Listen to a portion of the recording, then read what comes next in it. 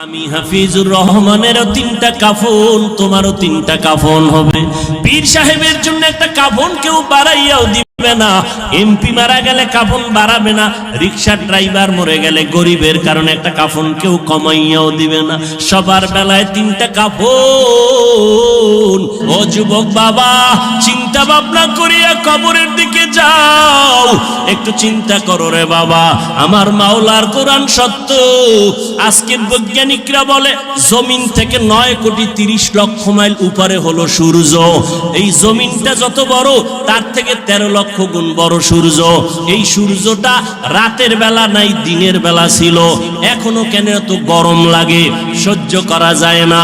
আল্লাহর কথা মিথ্যা না রে বাবা। নবী বলেন কিয়ামতের দিন মানুষ, নারী আর পুরুষ সব উলঙ্গ দাঁড়াবে হাসরের মাঠে। সূর্যটা নিচে নেমে আসবে, সূর্যের গরমে জমিনটা তামা হয়ে যাবে। আম্মা জান আয়েশা রাদিয়াল্লাহু তাআলা আনহা দেখেন নবী একদিন তার রুমে বৈশা কাঁদতেছেন, যে নবীর কোনো গুনাহ নাই সেই নবী কান্না করেন। আম্মা জান বলেন, ইয়া রাসূলুল্লাহ, আমার ভয় লাগে কোনো বেয়াদবি করলাম কিনা, আপনি কেন কাঁদতেছেন?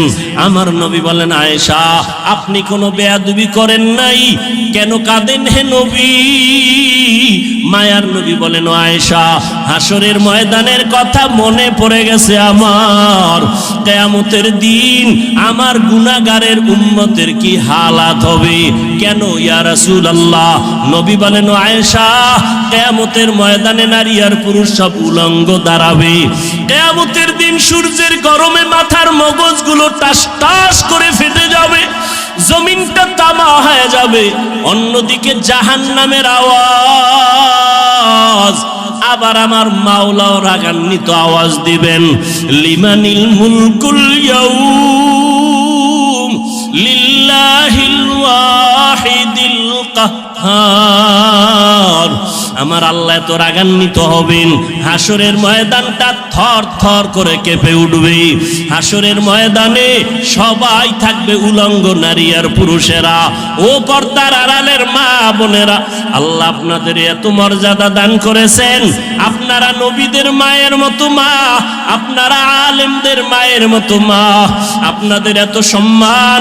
আপনারা খাদিজা রাদিয়াল্লাহু তাআলা আনহার মতো নারী, আপনারা আয়েশা রাদিয়াল্লাহু তাআলা আনহার মতো দামি নারী, আপনারা ফাতেমা রাদিয়াল্লাহু তাআলা আনহার মতো দামি নারী, ঈসা নবীর মা মারিয়াম আলাইহা সালামের মতো দামি নারী।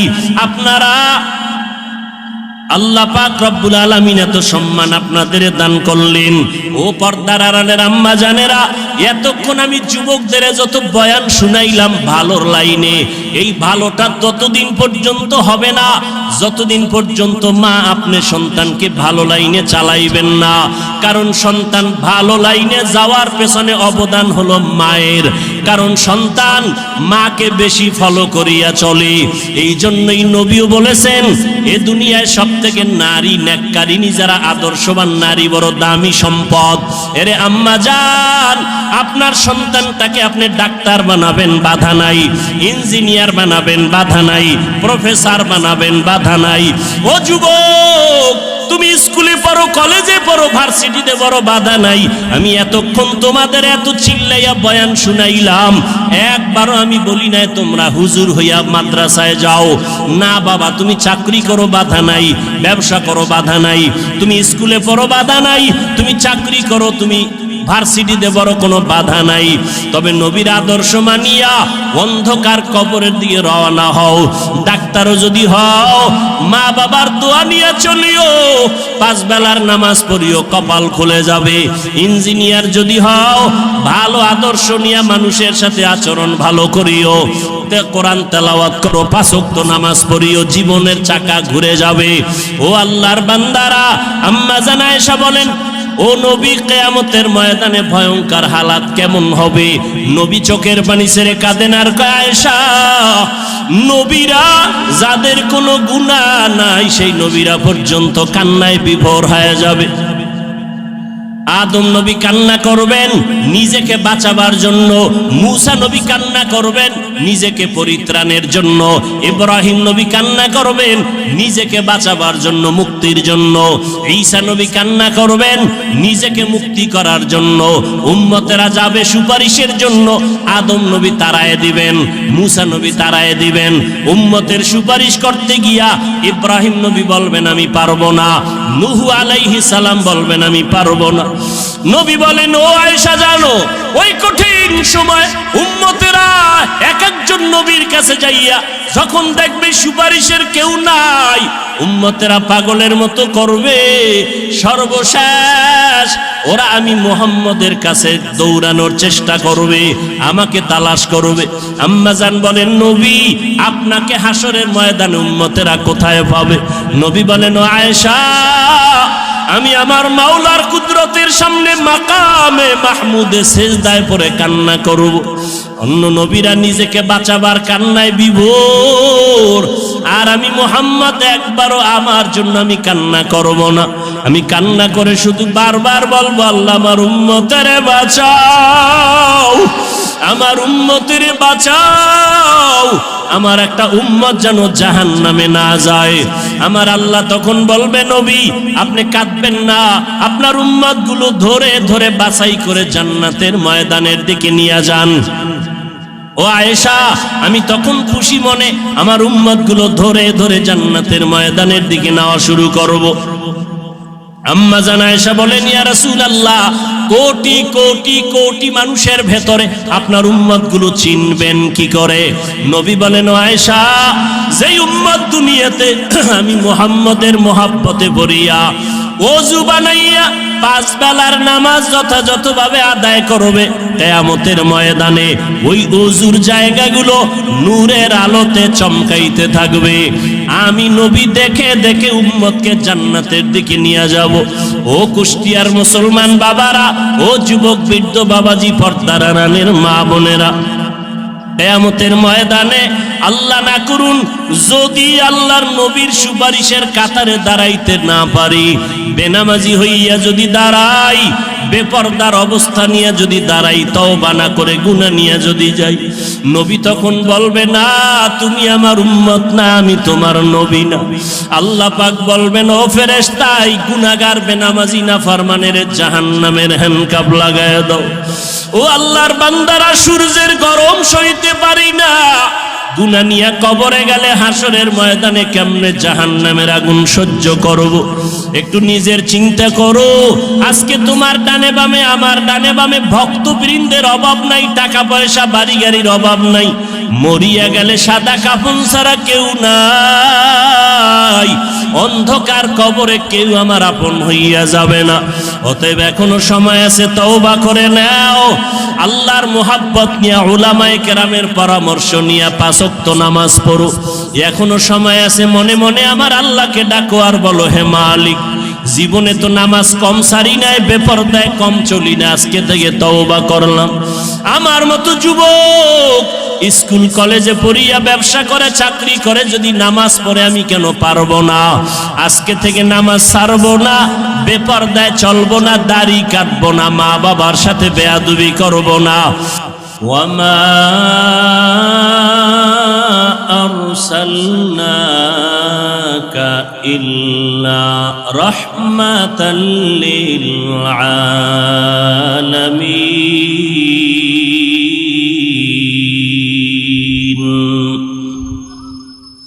وقال النبي صلى الله عليه وآله وسلم كل أمتي يدخلون الجنة إلا من أبى قيل من أبى قال من أطاعني دخل الجنة ومن عصاني فقد أبى أو كما قال النبي عليه الصلاة والسلام صدق الله مولانا العظيم وصدق رسوله النبي الأمي الكريم ونحن على ذلك من الشاهدين والشاكرين والذاكرين والحمد لله رب العالمين سبحانك لا علم لنا إلا ما علمتنا إنك أنت العليم الحكيم رب اشرح لي صدري ويسر لي أمري واحلل عقدة من لساني يفقه قولي تکبیر میں کلمہ میں نمازوں میں اذا میں تکبیر میں کلمہ میں نمازوں میں اذا میں ہے نام الہی سے ملا نام محمد ہے نام الہی سے ملا نام محمد فرماتے ہیں آدم کو مجھے خلد و تری میں فرماتے ہیں آدم کو مجھے خلد و تری میں لکھا ہوا توبہ پہ ملا نام محمد لکھا ہوا توبہ پہ ملا نام محمد ہے میم میں محبوب یہ مطلق کا اشارہ ہے میم میں محبوب یہ مطلق کا اشارہ پھر کیوں نہ ہو محبوب خدا نام محمد پھر کیوں نہ ہو محبوب خدا نام محمد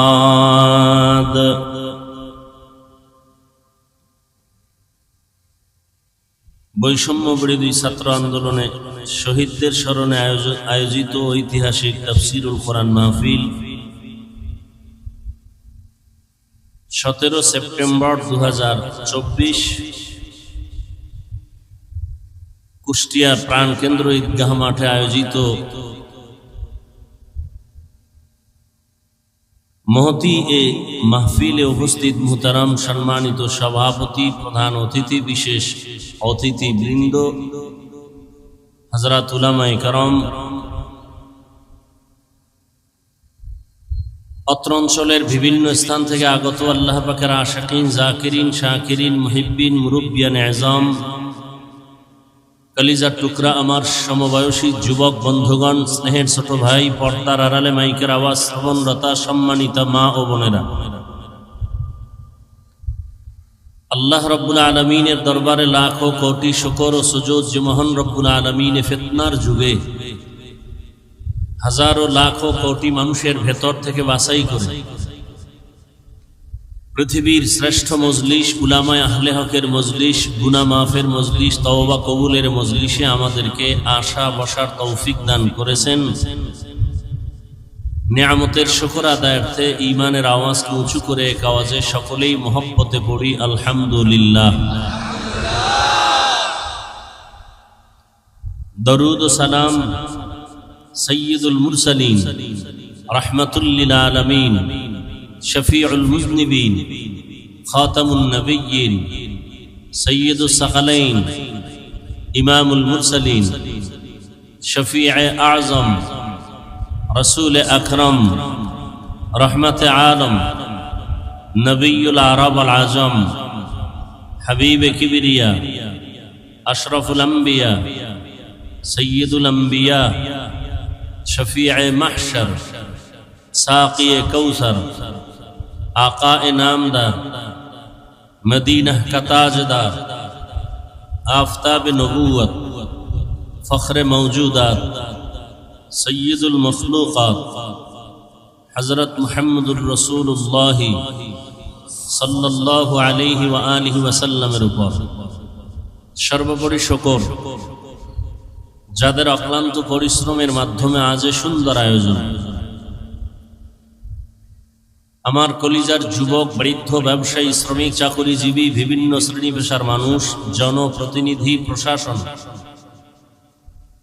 উলামায়ে হযরত আইম্মায়ে মাসাজিদ সময় পরামর্শ অর্থ দিয়ে দোয়া করে উপস্থিত হয়ে মাইক লাইট প্যান্ডেলের ব্যবস্থাপনার মাধ্যমে সহযোগিতা যারা করেছেন প্রত্যেককেই আল্লাহ রাব্বুল আলামিনের খেদমতের বরকতে দুনিয়াতে শান্তি, পরকালে মুক্তির ব্যবস্থা করে দিন। আরো শুকর আদায় করি যে আল্লাহ আমাদেরকে সুস্থ রেখেছেন, হায়াত দিয়া বাঁচায় রেখেছেন এবং বরকতি মজলিসে আল্লাহ কবুল করেছেন। আজ আমার অনেক ভাই, অনেক মা, অনেক বোন, অনেক বাবা দুনিয়াতে নাই। কুষ্টিয়ার শহরে উন্মুক্ত পরিবেশে কোরআন ও সুন্নাহর আলোকে আজকের এই প্রোগ্রাম মানুষের কাছে এক ঈদের আনন্দের মতো।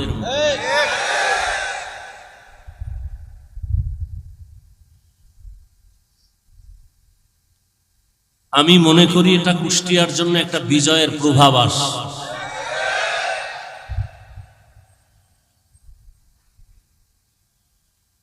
প্রত্যেকটা বিজয়ের জন্য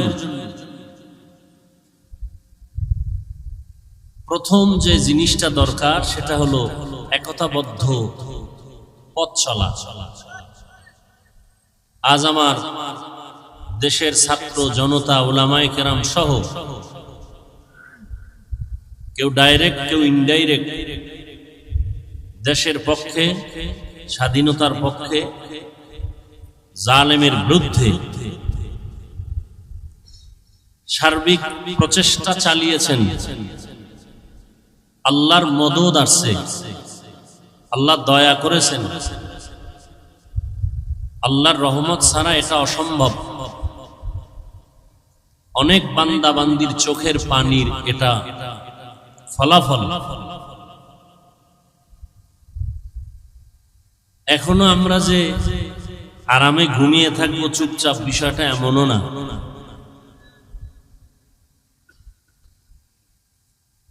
আল্লাহর দ্বীন নিয়ে যদি বাঁচতে চাই, কবরে যেতে চাই, তাহলে বিপদ আরো বহু সামনে আমাদের পাড়ি দিতে হবে।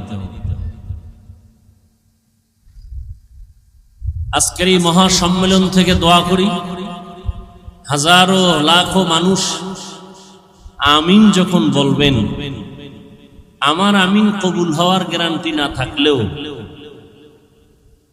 এই বরকতি মজলিসে বহু আল্লাহর আশেক আছেন যারা আমিন কবুল হয়ে যাবে ইনশাআল্লাহ।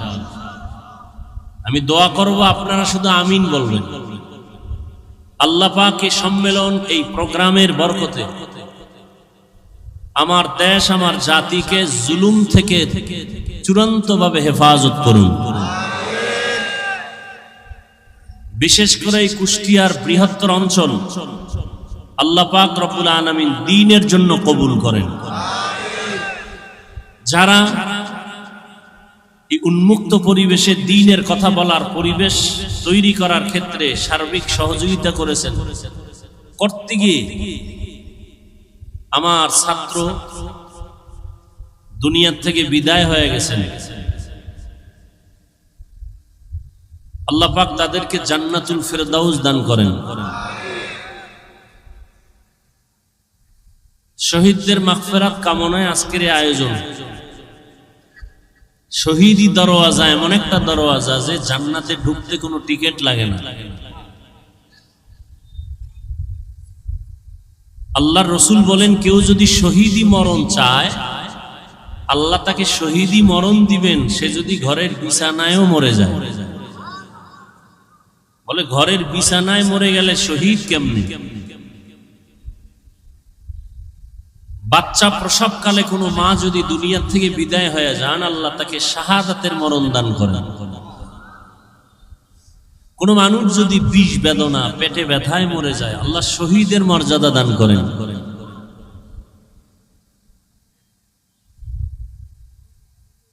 বেঈমানদের মোকাবেলা করতে গিয়ে, জালেমদের জুলুমকে প্রতিরোধ করতে গিয়ে ময়দানে মোকাবেলা করেছেন, শাহাদাতের পিয়ালা পান করেছেন সাহাবায়ে কেরাম। ওমর ফারুক রাদিয়াল্লাহু তাআলা আনহু ওসমান রাদিয়াল্লাহু তাআলা আনহু, হযরত আলী রাদিয়াল্লাহু তাআলা আনহু, হাসান রাদিয়াল্লাহু তাআলা আনহু, হুসাইন রাদিয়াল্লাহু তাআলা আনহু বাতিলের মোকাবেলায় বাতিল কর্তৃক আক্রান্ত হয়ে দুনিয়া থেকে চলে গেছেন শহীদ। কিন্তু রহমতের নবী কোন বাতিলের আক্রমণে দুনিয়া থেকে চলে যান নাই, ডাইরেক্ট। আবু বকর সিদ্দিক রাদিয়াল্লাহু তাআলা আনহু কোন বাতিলের আক্রমণে ডাইরেক্ট দুনিয়া থেকে চলে যান নাই। স্বাভাবিক অবস্থায় অসুস্থতা নিয়ে ঘরের বিছানায় দুনিয়া থেকে বিদায় নিয়েছেন। তাহলে ওমরে ফারুক বাতিলের আক্রমণে চলে গেলেন শহীদ। উসমান রাদিয়াল্লাহু তাআলা আনহু বাতিলের আক্রমণে চলে গেলেন শহীদ। হযরত আলী রাদিয়াল্লাহু তাআলা আনহু বাতিলের আক্রমণে চলে গেলেন শহীদ। শহীদি মর্যাদা সবার উপরে, সেই মর্যাদা আবু বকর পেলেন না কেন? এমনকি নবী পেলেন না কেন? এক কথায় জবাব, সর্বোচ্চ শহীদের মর্যাদা আল্লাহ নবীকেও দান করেছেন, আবু বকরকেও দান করেছেন। আরো আস্তে করে বলেন। মুসলমানের একটা আওয়াজ ভণ্ড বাতিলের জন্য একটা আতঙ্ক।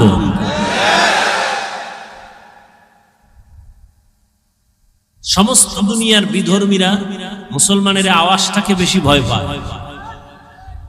মুসলমানের টাকা লাগে না, বাড়ি লাগে না, কিচ্ছু লাগে না, ইমানের আওয়াজ। আওয়াজটা হতে হবে ইমানের, আওয়াজটা হতে হবে ইমানের।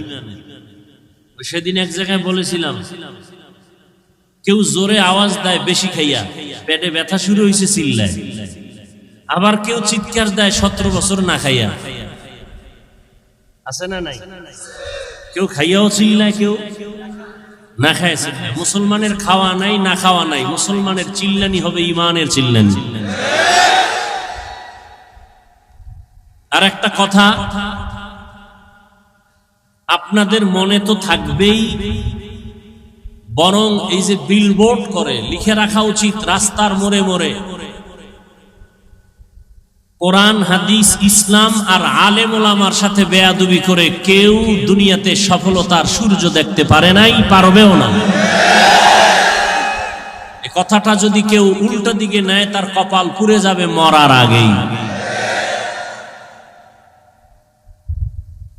বাংলাদেশের ইতিহাসে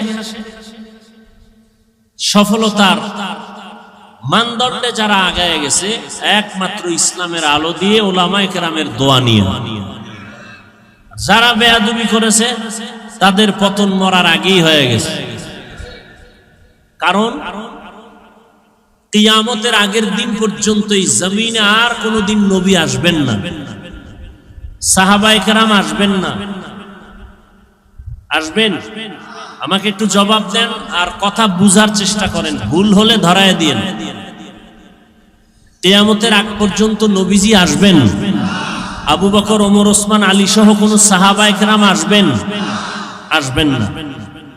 আমরা তো সবাই জান্নাতে যেতে চাই, যেতে চাই না? অবশ্যই চাই, আল্লাহ কবুল করেন। জান্নাত পেতে হলে কি কাজ করতে হবে, কি ছাড়তে হবে, এ বিষয়ে দিক নির্দেশনা আছে কোরআনে আর হাদিসে। কথা ঠিক? কোরআন নাজিল হইছে নবীর উপরে, নবী নাই। নবী সাহাবায়ে কেরামদের শিখাইছেন, তারাও নাই। এখন আপনি কোরআন পড়ে পড়ে সঠিক পথে যাবেন, ভালোটাকে গ্রহণ করবেন, খারাপটাকে আপনি বর্জন করবেন। আফসুস, হাজার আফসুস, আপনার আব্বাও কোরআন বুঝে না, আপনিও কোরআনের আরবি বুঝেন না, হাদিসেরও আরবি বুঝেন না। আপনি জান্নাতের পথ চিনবেন কি করে আর চলবেন কি করে? কথা বুঝাইতে পারলাম? এখন কি করার? নবীও আসবেন না, কোরআন বুঝাবার জন্য আবু বকর, ওমর, ওসমান, আলী আসবেন না। কোরআন বুঝাবার জন্য এ জমিনে কিয়ামতের আগে মুজাদ্দেদে আলফে সানি আর আসবেন না, ইমাম বুখারী আর আসবেন না, ইমাম মুসলিম আসবেন না, ইমাম তিরমিজি আসবেন না। তাহলে এই জাতি যারা কোরআন বুঝে না, পড়তে পারে না, আরবি বুঝবে দূরের কথা, কোরআনের আরবি পড়তে পারে না, হাদিসের আরবি পড়তে পারে না, এরা কিভাবে জান্নাতের পথ পাবে? কিয়ামত পর্যন্ত এর স্থায়ী সমাধান হলো এই গোটা দুনিয়ার উম্মত জান্নাতের পথ খুঁজে পাবে কোরআন সুন্নাহর আলোকে একমাত্র শুধুমাত্র কেবলমাত্র উলামায়ে আহলে হকের মাধ্যমে।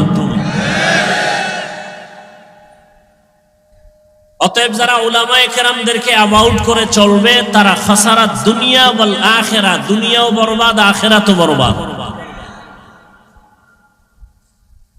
উম্মতের রাহবর উলামায়ে কেরাম। উম্মত যখন নবীদের সাথে বেয়াদবি করত তখন পতন চলে আসতো। নবীদের স্থলাভিষিক্ত সাহাবায়ে কেরাম, এদের পরে ক্রমান্বয়ে আসছে উলামায়ে কেরাম। এই উলামায়ে কেরামদের দাম কত? আল্লাহ নিজে কোরআন শরীফে বলেছেন, রাসূল হাদিসে বলেছেন। উলামায়ে কেরাম কারা? ইন্নামা ইয়াখশাল্লাহা মিন ইবাদিহিল উলামা। আল্লাহ বলেন নিশ্চয়ই আমার বান্দাদের ভেতরে যারা আলেম উলামা তারা আমাকে বেশি ভয় করবেন। কাকে? আল্লাহকে ভয় করবেন। বান্দাদের ভেতরে যারা উলামা, এক বচনে আলেম, বহু বচনে উলামা। ভয় করার মানে কি? আমিও আল্লাহকে ভয় করি, আপনিও আল্লাহকে ভয় করেন। সবাইকে জিজ্ঞাসা করলে বলে আমরা সবাই আল্লাহকে ভয় করি। আসলে ভয়ের মানে কি? অথচ বিড়িও টানেন, গাঞ্জাও খান, মানুষও হত্যা করেন, মানুষের বাড়িঘরে আগুন জ্বালান। তাহলে আসলে আল্লাহর ভয়ের মানে কি?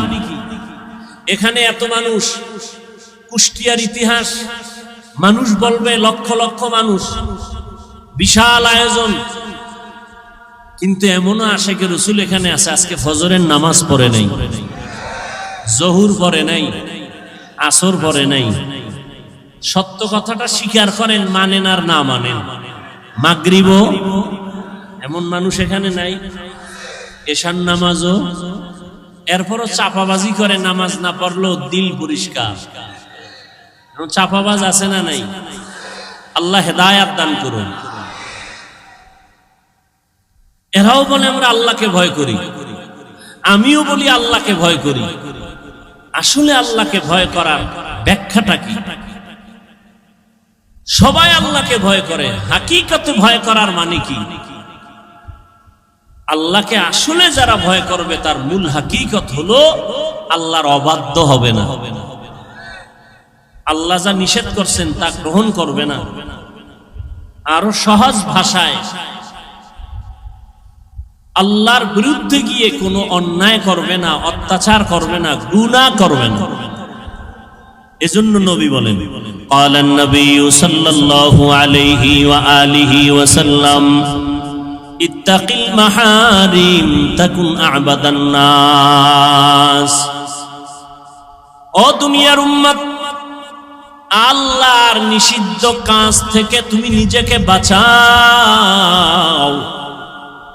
আল্লাহর কাছে তোমার মর্যাদা বেড়ে যাবে। সাহাবায়ে কেরাম এই কথা শুনিয়া এতটাই নিজেকে কন্ট্রোল করেছেন, ওমরে ফারুক মুখের ভেতরে একটা পাথরের টুকরা রাখতেন, অযথা যেন একটা কথা বের না হয়। কারণ অযথা কথা বললে আল্লাহর কাছে জবাব দিতে হবে। কথারও বাজেট আছে, আমি হায়াত কতদিন পাবো, কয়টা কথা বলবো তার বাজেট আছে। হায়াতের বাজেট বাকি, কথার বাজেট শেষ। মরার আগে দেখবেন বোবা হয়ে গেছে, কারণ হায়াতের বাজেট এখনো বাকি আছে, কথার বাজেট নাই, বেশি কথা বলে শেষ। এ যুবক, সারা রাত মোবাইলের মাধ্যমে এত কথা বলো, চিন্তা করছনি বাজেট আছে কত? এমন যেন না হয় মরার আগে হায়াত বাকি থাকবে, জবানের কথার বাজেট থাকবে না, বোবা হয়ে কাটাতে হবে বিছানায়। আল্লাহ বাজেট দিয়ে দিছেন, হিসাব কইরা কথা কইও, মিস কল ফাইলেই ব্যাক কইরো না। আল্লাহ সব ভাইকে হেদায়াত দান করুন। আল্লাহ পাক এই মাহফিলের বরকতে পুরা কুষ্টিয়ার জমিনকে দ্বীনের দুর্গ হিসাবে কবুল করেন। আল্লাহ পাক অত্র অঞ্চলের সমস্ত মানুষকে শান্তির জীবন দান করুন। কবরস্থ যারা আল্লাহ সবাইকে জান্নাত দান করুন। পরস্পরে মোহাব্বত আল্লাহ বাড়ায়া দেন। আপনাদের সব থেকে বেশি পরিচিত কোরআন শরীফ থেকে একটা আয়াত আমি পড়েছি, রসুলের একটা হাদিস পড়েছি। আপনারা যদি বসেন, ধৈর্য ধারণ করেন আর দিল খুলে দোয়া করেন, তো আয়াত এবং হাদিসের আলোকে কিছু কথা আমি পেশ করব, ইনশাআল্লাহ। আল্লাহ কবুল করেন। আল্লাহ কবুল না করলে হবে? অনেকেই কিন্তু জানে এখানে প্রোগ্রাম আসার নিয়ত করেছিল, আসতে পারে নাই। টাকা থাকলেই মক্কা যাওয়া যায় না যদি আল্লাহ কবুল না করেন। মনে চাইলেই দ্বীনের কাজে বসা যায় না আল্লাহ কবুল না করলে। অনেকের বাড়ির থেকে ওয়াজের নাম নিয়ে আসছে, কুষ্টিয়া শহর ঈদগায় ওয়াজে যাই, কিন্তু কপাল খারাপ, প্যান্ডেলে ঢুকতে পারে নাই। তারা কোথায়? মহিলা প্যান্ডেল তাওয়াফ করে, আর কেউ দোকানপাটে আড্ডা করে, গল্প করে, কবিরা গুনাহ করে, এর নাম কপাল। এজন্য আমি সব সময় বলি, আল্লাহ চাইলে সব হয়, বান্দা চাইলে কিছুই হয় না। বান্দা চাইছিল আরো 20 বছর থাকবো, আল্লাহ কয় আমি দিব না। কাটটা হইল আল্লাহটা। আল্লাহ চাইলে হয়, বান্দা চাইলে হয় না। আল্লাহ। আবার অনেকে প্যান্ডেলে ঢুকছেন, কিন্তু কোরআন হাদিসের কথা শুনে দিলটাকে নরম করে তওবা করে বাড়ি যাওয়ার কপাল হবে কিনা অনেকের অসম্ভব। অনেকে মোনাজাতের আগে চলে যাবে। এ বিশাল প্যান্ডেলে কত আল্লাহর বান্দা আছেন, আলেম বুজুর্গ, যাদের আমিন কবুল হয়ে যাবে। এদের সাথে যদি বসে মা বাবার জন্য একটু দোয়া করা যাইতো, মা বাবা কত না খুশি হতেন, তাদের কবর না কত শান্তির বাগান হয়ে যেত। যে কপাল পরা সেই দোয়ায় শরীক হতে পারবে না, শয়তান তাকে উঠায় নিয়ে যাবে। প্যান্ডেলের দাম কত? রসুল বলেন এখানে বসার সাথে সাথে জীবনের সব গুনাহ মাফ। সুবহানাল্লাহর আওয়াজ যত দূর চলে গেল, যত মানুষ ছাড়া ভিন্ন মাখলুক শুনছে, কিয়ামতের দিনে জমিন তার সাক্ষী হয়ে যাবে। ইয়াউমা ইযিন তুহাদ্দিসু আখবারাহা, কিয়ামতের দিন জমিন আপনার আমার পক্ষ বিপক্ষে সাক্ষী হবে। দার কিয়ামত ই জমিদার নে কো বাদ কে জেনা দিদা গওয়াহি হাতে হাত। জমিন আপনার আমার পক্ষ বিপক্ষ নিবে। জমিনে সেজদা দিয়েছেন, কিয়ামতের দিনে জমিন আল্লাহকে বলবে, আল্লাহ আমাকে সেজদা দিয়েছে আমার পিঠে। আল্লাহ জমিনের সাক্ষী নিয়ে বলবে, বিনা হিসাবে জান্নাতে চলে যাও। এজন্য দেওবন্দের কৃতি সন্তান কারি তৈয়ব সাহেব রহমতুল্লাহ আলাইহি, যিনি ওই সময় ভারতবর্ষের সমস্ত জেনারেল লাইনের মানুষরা তাকে দার্শনিক মনে করত, উলামায়ে কেরাম তাকে জবরদস্ত একজন ইলমওয়ালা আহলুল্লাহ মনে করতেন। তাকওয়ার মানদণ্ডে আল্লাহকে এতটা ভয় করে চলতেন। ওই সময়ে তাকে বাইতুল্লাহ হজে নেওয়ার প্রস্তাব দেয়া হলো। তিনি বললেন, হজে যেতে পারি, শর্ত দুইটা, আমার উপরে হজ ফরজ না, অতএব আপনারা যদি নিতে চান 2 শর্ত আমার। 1, আমার কোনো ছবি তোলা যাবে না, আমি ছবি তুলব না। বিনা কারণে ছবি তোলা স্পষ্ট কবিরা গুনাহ, হারাম। সরকার যদি বলে লাগবে, শরীয়তের কোন বিধানের কারণে যদি বলে ছবির প্রয়োজন, হালাল, এমনি একটা ছবি তুললাম, কবিরা গুনাহ, হারাম। আর শর্ত কি? আমি ভারত থেকে বাইতুল্লাহ যাব, আমার নামাজ যা হবে সেজদা আমাকে জমিনে দাওয়াতে হবে। আমি শূন্যের উপরে সেজদা দিব না, আমি মাটিতে সেজদা দিব। বলে এটা কেমনে সম্ভব? একটু আগে তাবিজ দিছি না, তাবিজ বান্দা চাইলে হয় না, আল্লাহ চাইলে হয়। তবে বান্দা চাইলেও হয় যদি বান্দার চাওয়াটা আল্লাহর কুদরতি চাওয়ার মর্জি মতো হয়। এভাবে সম্ভব না, ছবিও তোলা যাবে না। বিমানে যাবেন, নামাজের ওয়াক্ত বাজলে কি করার শিডিউল কিভাবে করা যায়? আমার হজ ফরজ না, আর আমি যাওয়ার জন্য তো আশেক না, আল্লাহ নিলে যাব, কিন্তু আল্লাহর রাজি খুশি অনুযায়ী যাব, উল্টা পাল্টা নয়। কিছুদিন পরে প্রস্তাব আসলো, আপনার জন্য ছবি লাগবে না, যেহেতু আপনি পরিচিত ব্যক্তি, আপনাকে সবাই চিনে। নাম্বার 2, বিমানের শিডিউল এমন ভাবে করা হয়েছে, ফজরের নামাজের পরে আপনি আলাদাভাবে বিমানে যাবেন, জোহরের আগে বাইতুল্লাহ পৌঁছায় দেয়া হবে। আর কে দারাদ খৌফে হকদার দিল মাদাম জান্নাতুল মাওয়া দেহাত উরা মাকাম জুজবা হকচি জে মখাজ ইনসো জা ফজলে উ আমস্তে দর জুমলা জাহা।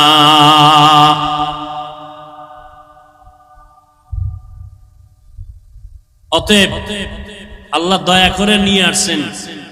গতকালেও নাকি এদিকে বৃষ্টি হয়েছে, যেইভাবে বৃষ্টি সারা দেশে চলছিল, প্রোগ্রাম হবে বলে কোনো সুযোগই হবে বলে কোনো চিন্তাই করা যায় না। বান্দা চাইলে হয় না, আল্লাহ চাইলে হয়। ওয়ামা আরসালনাকা ইল্লা রাহমাতাল লিল আলামিন। আল্লাহ বলেন, হে রাসূল করিম সাল্লাল্লাহু আলাইহি ওয়া আলিহি ওয়াসাল্লাম, নবীর নাম শুনলে কি পড়তে হয়? পড়লে গুনাহ আছে? কোনো কি আছে? সওয়াবের দরকার নাই, একটুখানি নেকের তরে রোজ হাসরের মাঠেতে বাবা ঘুরবে ছেলের পিছে, ছেলে বাবার আগেতে। আহাতে মন কঠিন দিনেতে নামাজ তোমায় ভুলবে না, ঠিক মতো পড়িলে নামাজ জান্নাত তোমার ঠিকানা। ঘুমের চেয়ে নামাজ ভালো, আর তুমি ঘুমাইও না, ঠিক মতো পড়িলে নামাজ জান্নাত তোমার ঠিকানা। একটা নেকের টানে কিয়ামতের দিন বক্তা যাবে জাহান্নামে, শ্রোতারা যাবে জান্নাতে। এক নেকের ব্যবধানে পীর সাহেব জাহান্নামে, মুরিদ যাবে জান্নাতে। এক নেকের ব্যবধানে মা বাবার হাতে জাহান্নামের হ্যান্ডকাপ লেগে যাবে, সন্তান জান্নাতে যাবে। বক্তা শুধু বয়ানে করছি, আমল করি নাই। শ্রোতারা ভয় নিয়ে বসছে, এরা আমল করছে, আল্লাহ জান্নাত দিয়ে দিচ্ছে। हर के बाशुद आमिले सल्लु मुदम आतिशे दो ज़ुख़शवद बरवे हराम। বেশি বেশি দুরূদ শরীফ পড়বেন। জীবনে আল্লাহ যদি জিগায় যে তোর জীবনে সব গুনাহ মাফ, একটা আমল আমাকে দেখা যে আমলটা ছোট হলেও সব সময় করছো, আমি আল্লাহর খুশির জন্য, একটা আমল দেখাও। সেদিন কি দেখাবেন আল্লাহকে? নামাজ পড়ছেন, এখানেও ভেজাল। জিকির করছেন, ভেজাল। তেলাওয়াত করছেন, ভেজাল। মানুষকে দান করছেন, ভেজাল। দেখানোর জন্য করছেন। সহিহ হাদিস ওমরে ফারুক রাদিয়াল্লাহু তাআলা আনহু থেকে বর্ণিত, উলামায়ে কেরাম জানেন, আপনারাও জানেন, কিয়ামতের কঠিন দিন আল্লাহ পাক তিন ব্যক্তিকে ডাকবেন, যেই তিন ব্যক্তির ব্যাপারে সারা দুনিয়ার দিল বলে, চোখ বলে এরা জান্নাতি, কিন্তু আল্লাহর কাছে এরা জান্নাতি কিনা একটু শুনেন। তিন ব্যক্তিকে আল্লাহ ডাকবেন। শহীদ, যুদ্ধের মাঠে যুদ্ধ করে শহীদ হয়ে গেছে, তার জানাজা হবে, গোসল হবে না, যে পোশাক আছে এই পোশাক নিয়ে কবরে দাফন হবে। কিয়ামতের দিন আল্লাহ শহীদকে ডাকবেন, এই শহীদ আসো। তুমি শহীদ হয়েছো? বলে হ্যাঁ হয়েছে। কেন? আল্লাহ দ্বীনের জন্য। দুনিয়াওয়ালারা জানে দ্বীনের জন্য, আমি আল্লাহ জানি অন্যটা। দুনিয়াওয়ালারা তোমার উপরেরটা জানে, আমি তোমার দিলেরটা জানি। আল্লাহ কি? তোর দিল ছিল, তোরে সবাই বীর যোদ্ধা বলবে, তোকে সবাই বাহ বাহ দিবে, তোর অন্তর ছিল দুনিয়ার সম্মান পাওয়া, অতএব সে সম্মান দুনিয়ায় পাইছো আমার আদালতে খালি জাহান্নামের ফেরেশতাকে হ্যান্ডকাপ লাগায় জাহান্নামে নাও। এরপরে ডাকবে না আলেমকে, এই আলেম আসো, তুমি ইলম শিখছো কেন, আলেম হয়েছো কেন? আল্লাহ দিনের দাওয়াত দিব, দিনের দিকে মানুষকে ডাকবো। মানুষ জানে তাই, আমি জানি ভিতরেরটা। আমি কি জানি জানো? তুই মানুষকে দাওয়াত দিবি না, তুই আলেম হয়েছো, এলেম দিয়ে দুনিয়া কামাই করবি, টাকা কামাই করবি, সম্মান কামাই করবি। মাওলানা না লেখলে কষ্ট পাও, আমি জানি না। আলহাজ না লেখলে কষ্ট পাও, দুনিয়াওয়ালারা জানে না, আমি তো জানি। হাদিয়া কম দিলে মনে কষ্ট, এখানে আর দাওয়াত দেওয়া যাবে না, দুনিয়াওয়ালারা জানে না, আমি তো জানি। যাও, জান্নাত নাই, জাহান্নামের ফেরেশতাকে হ্যান্ডকাপ দিয়া জাহান্নামে নিয়ে যাও। তৃতীয় ব্যক্তিকে ডাকবেন দানবীর। কোটি কোটি টাকা দান করছো কেন? আমি গরিব বানাই নাই, ধনী বানাইছি। দান করছো কেন? আল্লাহ দিনের কাজ, মাদ্রাসা করছি, মসজিদ করছি, স্কুল করেছি, কলেজ করেছি, হ্যাঁ মসজিদ করেছি অনেক। বারবার মাইকে বলেছি এই মসজিদ আমি করছি, এই মসজিদ আমি করছি, আর কেউ করে নাই। অনেকগুলো মসজিদ করে ফেলেছি। আল্লাহ কয় মানুষ জানে এগুলো, আমি জানি ভিতরেরটা। এগুলো তুমি দান করছো কেন? মানুষ তোমাকে দানবীর বলবে, সম্মানের চেয়ার আগায় দিবে। আমার আদালতে আজকে তোমার জান্নাত নাই, জাহান্নামে চলে যাও।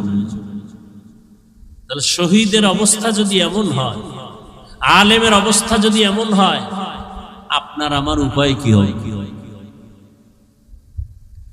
ওয়ামা আরসালনাকা ইল্লা রাহমাতাল লিল আলামিন। হে রাসূল করিম সাল্লাল্লাহু আলাইহি ওয়া আলিহি ওয়াসাল্লাম, আমি আপনাকে পৃথিবী নামক গ্রহে প্রেরণ করি নাই।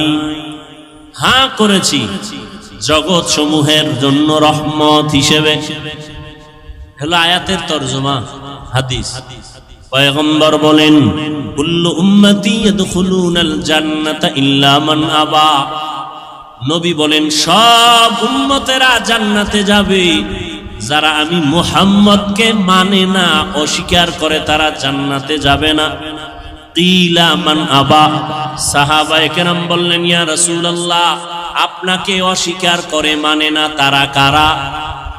নবী বললেন ক্বালা মান আতাআনি দাখালাল জান্নাহ ওয়া মান আসানি ফাকাদ আবা। যে ব্যক্তি আমার অনুকরণ করবে সে জান্নাতে যাবে, আর যে আমার বিরোধিতা করবে সে আমাকে অস্বীকার করার কারণে জাহান্নামে যাবে। এ নিয়েও আমাদের দেশে খুব ঝামেলা। সবাই নবী মানে, বরং আমরা যারা টুপিওয়ালা, দাড়িওয়ালা, নামাজ পড়ি, পর্দা করি, আমগো পর্যন্ত গালি দেয় আমরা নবীর আশেক না। হে গাঞ্জা খাইয়া নবীর আশেক, মাজারের মধ্যে ঢোল বাজায় নবীর আশেক, আছে না নাই? গায়রুল্লাহকে সেজদা দেয় নবীর আশেক। আমরা পীর আউলিয়ার পক্ষের মানুষ। আমি কেন? আল্লাহর কোরআন পক্ষে, আমরাও পক্ষে। রসুলের হাদিস পক্ষে, আমরাও পক্ষে। আল্লাহর কোরআন রসুলের হাদিস যাদের পক্ষে নাই, আমরাও তাদের পক্ষে নাই। আল্লাহ পাকের সত্য কোরআন, রসুলের সত্য হাদিস, ওলি আউলিয়ার পক্ষে, আমরাও তাদের পক্ষে, কিন্তু ভেজালের পক্ষে না। কিসের পক্ষে না? আল্লাহ কয়জন? সবাই বলেন আল্লাহ যে এক, কোন দিক থেকে এক? আল্লাহ এক যে কোন দিক থেকে এক? সব দিক থেকে এক, তাই তো? আল্লাহর মতো কি আরেকজন আছে? আল্লাহর সমান কেউ আছে? আল্লাহর সহযোগী কেউ আছে? নাই। আল্লাহ কেমন এক, যার কোনো সমতুল্য নাই। কেউ যদি মনে করে আছে, এর নাম শিরিক, এর নাম। আল্লাহ যা এককভাবে পাবেন, এই পাওনাটা আর একজনকে দেওয়ার নাম শিরিক। মানুষের জীবনের ইবাদত পাবেন কে? সেজদা পাবেন কে? এটা আরেক জায়গায় দেওয়ার নাম শিরিক। কোরআন শরীফের স্পষ্ট ঘোষণা, যারা শিরিক করে তারা মুশরিক, মুশরিকদের জন্য জান্নাত হারাম। ওয়া মান ইউশরিক বিল্লাহ ফাকাদ হারামাল্লাহু আলাইহিল জান্নাহ। যারা আল্লাহর সাথে অংশীদার করবে, আল্লাহ যা পাবেন এটা অন্যকে যদি দেয়, এর নাম শিরিক। আল্লাহ বলেন মুশরিকদের জন্য আমি আল্লাহ জান্নাত হারাম করে দিলাম। আমি অন্য গুনাহ চাইলে সহসায় মাফ করব, শিরিকের গুনাহ সহসায় আমি ক্ষমা দিব না। আল্লাহ শিরিক থেকে আমাদেরকে হেফাজত করেন। নবী বললেন সব উম্মত জান্নাতে যাবে, কিন্তু আমি মুহাম্মদকে যারা মানে না তারা যাবে না। সাহাবায়ে কেরাম জানতে চাইলেন, হে আল্লাহর রাসূল, আপনাকে মানে না কারা? নবী একটা স্পষ্ট মাপকাঠি দিয়ে গেলেন, কিয়ামত পর্যন্ত ঝামেলা যেন দরকার না হয়। নবী বললেন যারা আমার অনুসরণ করবে, অনুকরণ করবে, ইত্তেবা করবে, ইতাআত করবে, তারা জান্নাতি। সাহাবাদের প্রশ্ন ছিল, নবী আপনাকে মানে না তারা কারা? নবীজি বললেন যারা আমার অনুসরণ করবে তারা জান্নাতি। আমাকে একটু জবাব দেন, নবীজিকে অনুসরণ করলে সে কি? বিপরীত কথা কি দাঁড়াবে? বুঝেন নাই? যে নবীকে অনুসরণ করবে সে জান্নাতি। বিপরীত কথা কি দাঁড়ায়? যে নবীর অনুসরণ করবে না সে। কিন্তু নবীজি জাহান্নামী ওই ব্যক্তিকে বলেন নাই। নবী বলছেন যে আমার অনুসরণ করবে সে জান্নাতি, যে অনুসরণ করবে না সে জাহান্নামী। নবী এ কথা বলেন নাই। নবী কি বলছেন? নবী বলছেন যারা আমার বিরোধিতা করবে তারা জাহান্নামী। এখান থেকে একটা সুন্দর কথা আজীবনের জন্য মনে রাখবেন, লিখে রাখবেন। নবীকে যারা মানে না বা নবীর আদর্শ মতো চলে না তারা দুই দল। নবীজির আদর্শ মেনে চলে না যারা, তারা কয় দল? এক দল আগ্রহী আর এক দল বিদ্রোহী, এক দল দরদি আর এক দল বিরোধী। যেমন কথার কথা, আমি ডান দিক থেকে একটা যুবকরে জিজ্ঞাসা করলাম, এই যুবক ভাই, আপনি নবীর আদর্শে টুপি পরেন না কেন, দাড়ি রাখেন না কেন? যুবক জবাব দিল, হুজুর দাড়ি রাখা দরকার, নবীর আদর্শ, চেষ্টা করতেছি পারি না, একটু দোয়া করবেন। আমাকে বলেন তো এই যুবকটা কি বিরোধী না দরদি? দরদি। বাম দিক থেকে একটা যুবকরে জিজ্ঞাসা করলাম, এই যুবক, নবীর আদর্শে নামাজ পড়ো না কেন, দাড়ি রাখো না কেন? খেয়াল করতেছেন তো? যুবক আমার কথাটা শেষ না হতেই আমাকে পাল্টা আওয়াজ দিল, দাড়ি না রাখলে অসুবিধা কি আছে? না নাই? নামাজ না পড়লে অসুবিধা কি? যদি আরেকটু চালাক হয় সে বলবে দাড়ির মধ্যেই কি ইসলাম, পোশাকের মধ্যে কি ইসলাম? আপনারা জবাব দেন, এই যুবকের কথায় কি মনে হয়, রসুলের দরদি না বিরোধী? আগ্রহী না বিদ্রোহী? রসুলের আদর্শর বেলায় বিদ্রোহীর আরেক নাম বেঈমান। বিদ্রোহীর আরেক নাম কি? এখান থেকে কুষ্টিয়ার মানুষ আজীবন মনে রাখবেন, একটা লোক দাড়ি রাখে না তাকে গালি দেওয়া, মনে ভালো করে মুখস্থ করেন। এক যুবক দাড়ি রাখে না তাকে গালি দেওয়া, আর একজন দাড়ি পছন্দ করে না তাকে ছাড় দেওয়া যাবে না। একজন আগ্রহী আর একজন আগ্রহী মুমিন, বিদ্রোহী বেঈমান। একজনে টুপি পরে না গালি দেওয়া, আর একজনে টুপি পছন্দ করে না তাকে ছাড় দেওয়া। একজনে নামাজ পড়ে না তাকে গালি দেওয়া, আর একজনে নামাজ পছন্দ করে না তাকে ছাড় দেওয়া। একজনে পর্দা করে না তাকে গালি দেওয়া, আর একজনে পর্দার বিধানকে পছন্দ করে না তাকে ছাড় দেওয়া।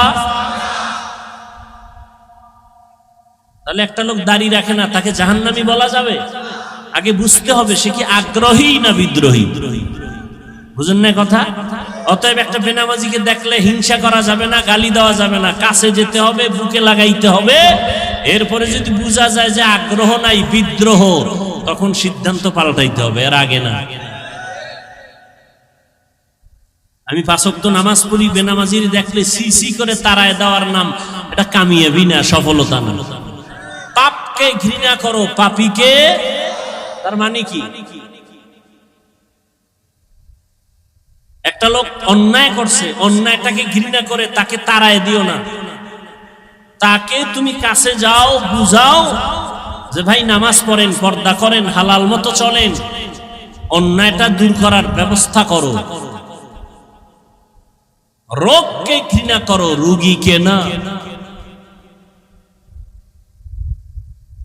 হাদিসের উপরেই আজকের এই সবকটা আমরা মনে রাখবো। নবীজি বলছেন যে আমার অনুসরণ করে জান্নাতে যাবে, যে করে না সে জাহান্নামে যাবে বলেন নাই। জাহান্নামে কে যাবে?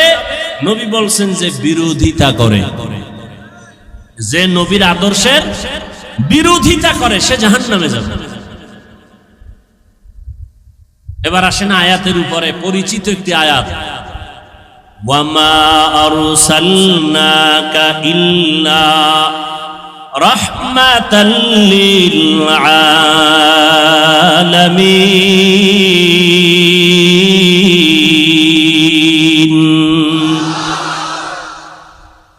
তরজমাটা বলছি, আর একবার বলি। আল্লাহ বলেন, হে নবী আমি আপনাকে, হে রসূল আমি আপনাকে দুনিয়াতে পাঠাই নাই, হ্যাঁ পাঠিয়েছি জগৎ সমূহের রহমত হিসেবে। পাঠাই নাই, হ্যাঁ পাঠিয়েছি। ঘুরাইয়া বললেন কেন? ডাইরেক্ট যদি বলতেন আপনাকে জগৎ সমূহের রহমত করে পাঠাইলাম। ঘুরাইয়া বললেন এর কারণ দুনিয়ার সমস্ত মানুষের ব্রেনকে সাফ করে দিলেন। মুহাম্মদ দুনিয়াতে ভিন্ন কোনো কারণে পাঠানো হয় নাই, একটাই মাত্র কারণ, জগৎ সমূহের জন্য তিনি রহমত। তিনি রহমত, পুরাটাই রহমত, তার মধ্যে রহমতের বাইরে কিচ্ছু নাই। এটা বুঝাবার জন্য এখানে অনেকে তর্জমা করেন রহমতের নবী উভয় জগতের জন্য রহমত। আমি তর্জমা করেছি জগৎ সমূহের জন্য রহমত। উভয় জগৎ বলতে বুঝায় দুনিয়ার জগৎ, পরকাল জগৎ। কিন্তু জগৎ তো দুইটা না, আরো আছে। রুহের একটা জগৎ আলাদা, মায়ের গর্ভের একটা জগৎ আলাদা, দুনিয়া নামক জগৎ একটা আলাদা, মৃত্যুর পরে কবরের জগৎ আলমে বরজাখ আলাদা, হাসরের ময়দানের জগৎ আবার আলাদা, জান্নাত আর জাহান্নামের একটা জগৎ হবে আলাদা। তাহলে একটা হইল না, অনেক। জগৎ সমূহের জন্য নবী রহমত, রুহের জগতের জন্য নবী রহমত, মায়ের গর্ভের জগতের জন্য নবী রহমত, দুনিয়ার জগতের জন্য নবী রহমত, কবর জগতের জন্য নবী রহমত, হাসরের ময়দানে আমার নবী রহমত, জান্নাতের জগতে আমার নবী রহমত, জাহান্নামের ভেতরেও আমার নবী রহমত। একজনে প্রশ্ন করবে মনে মনে, সামনে তো আর আসবে না, পেছনে পেছনে বলবে নবী জান্নাতের জন্য রহমত বুঝলাম, জাহান্নামের জন্য রহমত, এটা আবার কোন কথা? এজন্যই তো ভাইজান দূরে থেকে সব কথা আজ করা যায় না। কুষ্টিয়ার বাজারে আসছো, পেছন দিক থেকে একজনকে দেখা কাও চাচা মিয়া দাঁড়াও মনে করছো তোমার বাড়ির চাচা। চাচায় যখন উল্টা দিকে চেহারাটা ঘুরাই দিয়ে কায়, ও আপনাকে বলি নেই। দূরের থেকে ধারণা করিও না, কাছে যাও। এই দুনিয়াতে নবী আসবেন না, সাহাবায়ে কেরাম আসবেন না, উলামায়ে কেরামে উম্মতের রাহবার, ওয়ারাসাতুল আম্বিয়া। উলামায়ে কেরাম আল্লাহকে ভয় করবেন, ভয় করার মানে গুনাহ থেকে নিজেকে বাঁচায় রাখবেন। সাধারণ মানুষ শয়তানের ধোকায় পড়ে বাম হাতে পানি পান করবে, কিন্তু কোনো আলেম বাম হাতে পানি পান করবে না। সাধারণ মানুষ শয়তানের ধোকায় পড়ে টুপি ছাড়া চলবে, দাড়ি কাটবে, কিন্তু যারা আলেম তারা কখনো টুপি ছাড়া চলবে না।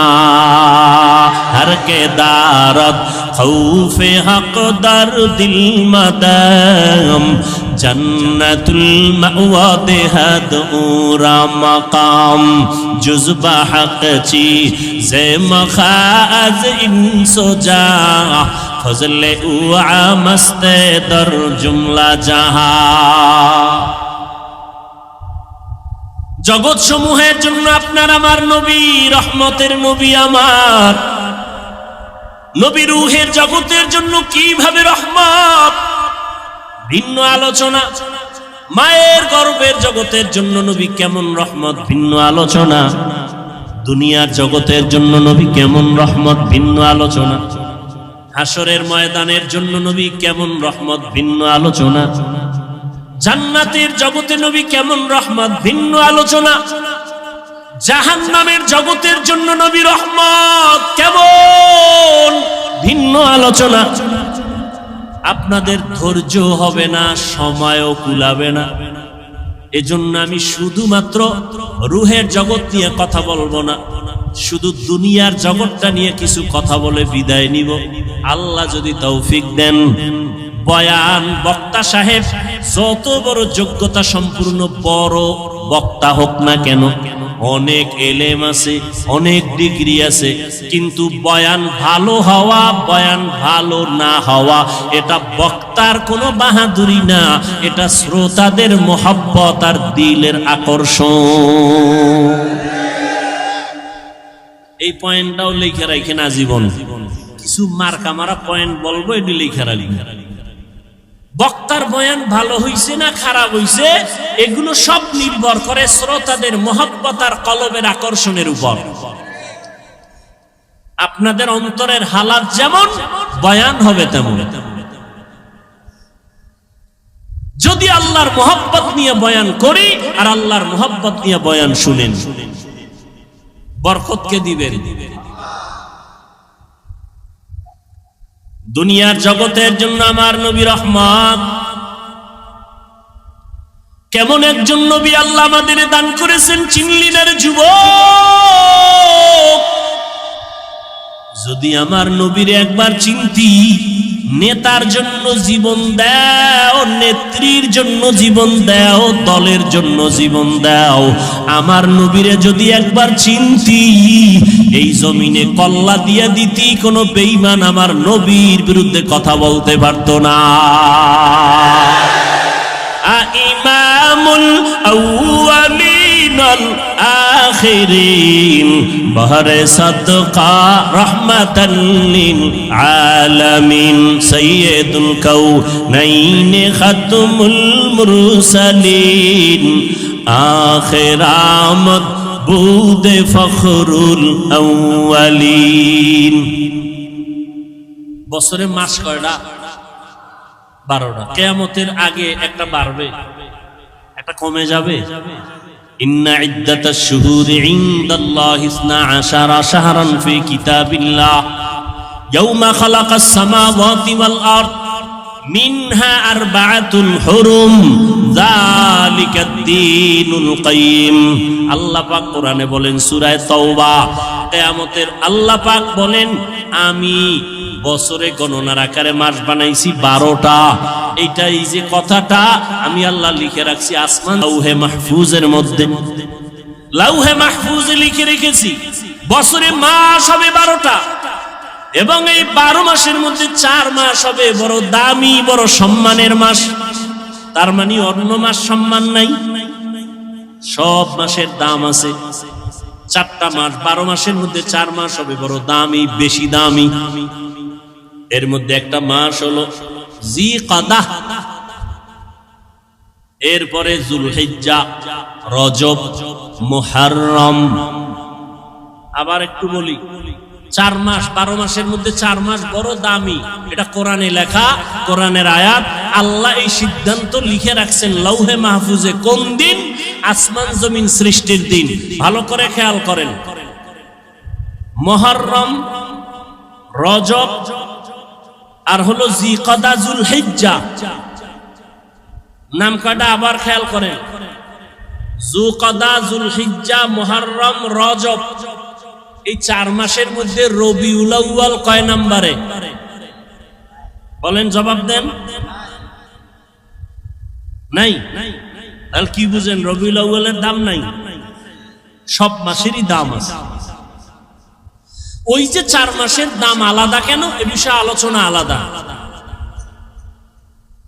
আয়াত নাজিল হয়েছে ওই সময়, ওই প্রেক্ষাপট ভিন্ন ছিল।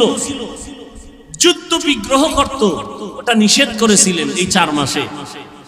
ওই হুকুম রহিত হয়ে গেছে, এখন সেই হুকুম বাকি নেই। এখন প্রয়োজন হলে কিয়ামত পর্যন্ত আল্লাহর বিধানে জিহাদ চলবে। রজব বুঝি না, মুহররম বুঝি না, বাতিল যখন আঘাত করবে, মুসলমান ইমানের ইসলামের পতাকা উড্ডীন করার জন্য প্রতিবাদের ময়দানে ঝাঁপিয়ে পড়বে।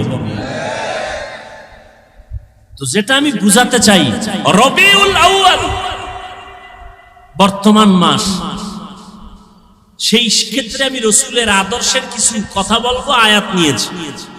প্রাসঙ্গিক দুই একটা কথা বলে যাই। নবীর নিয়ে লাফালাফি, কেউ মদিনার থেকে নবীরে টান দিয়া কুষ্টিয়ার মসজিদে নিয়ে আয়, মাঝে মাঝে ঢাকার বাইতুল মুকাররমে নবী হাজির হয়ে যান। হ্যাঁ, কত ইখতিলাফ মতনৈক্য। কেউ কয় নবী যে 63 বছর পরে মরে গেছে, আর জিন্দা হওয়ার কায়দা নেই। আবার কেউ কয় নবী মরেই নাই। তো যারা বলে নবী মরে নাই, তো 63 বছরের গণনা আসলো কেন? যাই হোক, নবী বলেন আমি 63 বছরের হায়াত শেষ করে মদিনাতুল মুনাওয়ারা রওজা মুবারাকে কিয়ামত পর্যন্ত জিন্দা অবস্থায় নামাজের হালাতে থাকবো। আরো জোরে বলেন। নবী কবরে মদিনায় না মক্কায়? মদিনায়। কতদিন থাকবেন বলেন সবাই? বাংলাদেশে আসবেন কবে? আসবেন? নবী এসে আপনার খবর নেওয়া, এটা মূল্য বেশি না ফেরেশতা দিয়ে নবীর কাছে খবর পৌঁছানো, এটা মূল্য বেশি? কেন নবীরে আনতে চান কেন এখানে? আপনি যাইতে পারেন না? আর আপনার মতো ভেজাল্লা আমল আল্লাহর কাছে নবী আসবে, নবী কি ঠেকানি? আল্লাহ হেদায়াত দান করুন। কিয়ামত পর্যন্ত নবী থাকবেন, মরা না জিন্দা? জিন্দা। কিয়ামত পর্যন্ত নবী জিন্দা, সমস্ত নবীরা কবরে জিন্দা।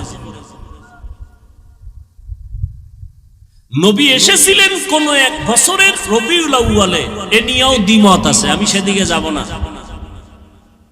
নবী বিদায় হয়েছেন রবিউল আউয়ালের কোন একদিন, মাঝখানে সময় গেছে 63 বছর। আলোচনার বিষয়বস্তু কেন্দ্রবিন্দু নবী আসলেন কেন, 63 বছর পরে গেলেন কেন, আসলেন কেন আর গেলেন বা কেন? এর থেকে উম্মতের কি করণীয়, কি বর্জনীয়? নবীর আশাটাকে আরবিতে বলে মিলাদুন নবী, বিদায় হয়ে যাওয়াটাকে আরবিতে বলে ওয়াফাতুন নবী। আর আমরা যে নবীর হাদিস বয়ান শুনাইতেছি, এটাকে বলে দাওয়াতুন নবী। আর টোটাল 63 বছরকে বলে সিরাতুন নবী। 4টা শব্দ বললাম, মিলাদুন নবী, ওয়াফাতুন নবী, দাওয়াতুন নবী, সিরাতুন নবী। বিশ্লেষণে যাব না, আমি সাধারণ মানুষকে সহজে যাতে বুঝতে পারে ওই চিন্তা করে সব সময় বয়ান করি। শিক্ষিতদেরকে বয়ান করেন না, বহু শিক্ষিত বক্তা আছে, বহু এলেমওয়ালা আছে, আমার এলেম নাই, আমল নাই। সাধারণ মানুষ যেন অল্পতে একটু দিনের দিকে আসে, আল্লাহর দিকে আসে, সুন্নতওয়ালা হয়, আমি ওই ধান্দায় বয়ান করি। পেজগোছের কথা কম বলি, খুব খেয়াল করবেন। মিলাদুন নবী, ওয়াফাতুন নবী, সিরাতুন নবী, দাওয়াতুন নবী, এই 4টা শব্দ একমাত্র শুধুমাত্র কেবলমাত্র আমার আপনার নবী রহমতুল্লিল আলামিনের শানের শব্দ। এই 4টা শব্দ মুসা নবীর বেলায় ব্যবহার হয় নাই, এই 4টা শব্দ ঈসা নবীর বেলায় ব্যবহার হয় নাই। প্রয়োগ হয়েছে, কিন্তু ব্যবহার সব সার্বজনীন নয়। এই 4টা শব্দ আমার নবীর শানের শব্দ। এই 4টা শব্দকে যারা ছোট চোখে দেখবে, সে রাসূলকেই ছোট করলো। কথা বুঝাইতে পারছি? নবীজির জন্ম মোবারক আমরা মানি না? মানি না। নবীজির ইন্তেকাল আমরা মানি না? মানি না। তাহলে আমরা মিলাদুন নবীও মানি, ওয়াফাতুন নবীও মানি, নবীজির আদর্শ আমরা মানি না, তাহলে আমরা নবীর সিরাতুন নবীও মানি, দাওয়াতুন নবীও মানি। অতএব এ নিয়ে আমাদের মধ্যে দূরত্ব সৃষ্টি করার কোনো সুযোগ নাই। এরপরে নিয়ে বহু আলোচনা আছে, ওদিকে আমি যাব না। আমি মূল আমাদের নবী শ্রেষ্ঠ, এতে কোনো সন্দেহ নাই। সর্বসম্মতিক্রমে আমার নবী শ্রেষ্ঠ, আমরা এটা অন্তর দিয়ে বিশ্বাস করি, এটা আমাদের ঈমান, এটা আমাদের আকীদা। নবীরে কি দিয়া বানাইছেন ওই ধান্দায় পইরা সময় নষ্ট না কইরা 100 বার দুরূদ শরীফ পড়ি, সওয়াব হবে। কি তর্ক বিতর্ক না কইরা আমল করি। কখন মরণ হয়ে যাবে বলা যায় না। চোখের সামনে দেখতে না দেখতে কত আপনজন চলে গেল, চোখের সামনে কত যুবক চলে গেল। আমার চলে যাওয়ার পালা, কি নিয়ে যাইতেছি আর কি রেখে যাইতেছি। আল্লাহ বলেন ওমা আরসালনাকা ইল্লা রাহমাতাল লিল আলামিন, ও পয়গম্বর জগৎ সমূহের জন্য আমি আপনাকে রহমত করে পাঠাইলাম। রূহের জগতের জন্য নবী আমার রহমত, দুনিয়ার জগতের জন্য নবী রহমত, কবর জগতের জন্য নবী আমার রহমত, হাসরের জগতের জন্য নবী রহমত। দুনিয়ার জগতের জন্য নবী কিভাবে রহমত, এই বিষয়ে 2-4টা কথা আমি বলবো। রহমতের নবী এমন এক সময় জমিনের মধ্যে পদার্পণ করলেন মক্কা নগরীতে, আরব দেশের ভেতরে, যেই সময় মক্কার মানুষের মতো চরিত্রহীন লম্পট জমিনের মধ্যে আর কোথাও কোনো মানুষ ছিল না। মক্কার মানুষ বড় খারাপ মানুষ, এতটাই চরিত্রহীন। ভালো করে খেয়াল করেন, এতটাই চরিত্রহীন ওই মক্কার মানুষ। নারী আর পুরুষ উলঙ্গ হইয়া বাইতুল্লাহর চারপাশে তাওয়াফ করে। তারা কাপড় পরে যায় না, কারণ এই কাপড় দ্বারা ভিন্ন জায়গায় গিয়ে গুনাহ করছে। এই গুনাহযুক্ত কাপড় নিয়ে বাইতুল্লাহর কাছে যাবে না, এরা বাইতুল্লাহকে সম্মান করে। কিন্তু চরিত্র এতটাই দুর্বল, এরা নারীদের পছন্দ করে না। কন্যা ঘরে আসলে বাবা পর্যন্ত বেজার হয়ে যায়, বাবা লজ্জায় পড়ে ওই কন্যা সন্তানটাকে জ্যান্ত গলা টিপে হত্যা করে। এতটাই জালেম, এতটাই জুলুম চলতেছিল। জুলুমের সমাজ, এমন এক জায়গা চতুর্মুখী নাপাক আর নাপাক আর নাপাক। এই অবস্থায় এমন একজন রহমতের নবী মক্কা নগরীর মাঝে আল্লাহ পাঠাইছেন। রহমতের নবী আসছেন, আসা মাত্র জমিনের মধ্যে পরিবর্তনের হাওয়া শুরু হয়ে গেল। প্রশ্ন এখন জটিল, মক্কার মানুষ এত কেন খারাপ হলো, অন্য এলাকার মানুষ কেন খারাপ হলো না? সিরিয়ার মানুষ এত খারাপ কেন না, মক্কার মানুষ এত খারাপ কেন? অথচ এখানে তো লক্ষ লক্ষ নবী আসছেন, সব নবীরা বাইতুল্লাহ তাওয়াফ করছেন। আদম আলাইহিস সালাম ভারতের চরণদ্বীপ থেকে আল্লাহর ঘর জিয়ারতের জন্য 40 বার পায়ে হেঁটে গেছেন, হাইটা হাইটা গিয়া বাইতুল্লাহ জিয়ারত করেছেন আদম নবী। আদম আলাইহিস সালাম, নূহ আলাইহিস সালাম এই জমিনের মধ্যে কদম রেখেছেন। আমাদের আকীদা বিশ্বাস, যেখানে আজান হয়, কোরআন তেলাওয়াত হয়, যেখানে দ্বীনের কথা হয়, আলেম ওলামা আসে, ওই জায়গাটা বরকতপূর্ণ হয়, ঠিক নি? মক্কার জমিনের মধ্যে সব নবীরা আসছেন, বাইতুল্লাহ তাওয়াফ করছেন, জায়গাটা বড় বরকতের জায়গা। এখানের মানুষ অন্য দিকের তুলনায় একটু কম খারাপ হবে, অথচ সিরিয়ার মানুষ এত খারাপ না, মক্কার মানুষ এত খারাপ।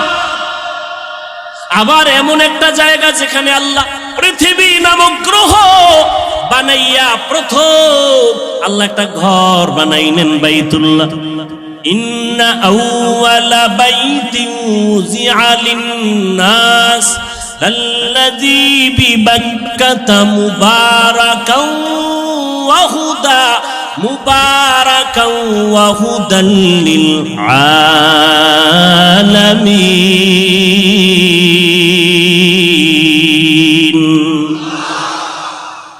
আল্লাহ বলেন আমি ঘর বানাইলাম, জমিন বানাই আর কিছু বানাই নাই, প্রথম পৃথিবীতে বানাইছে একটা ঘর।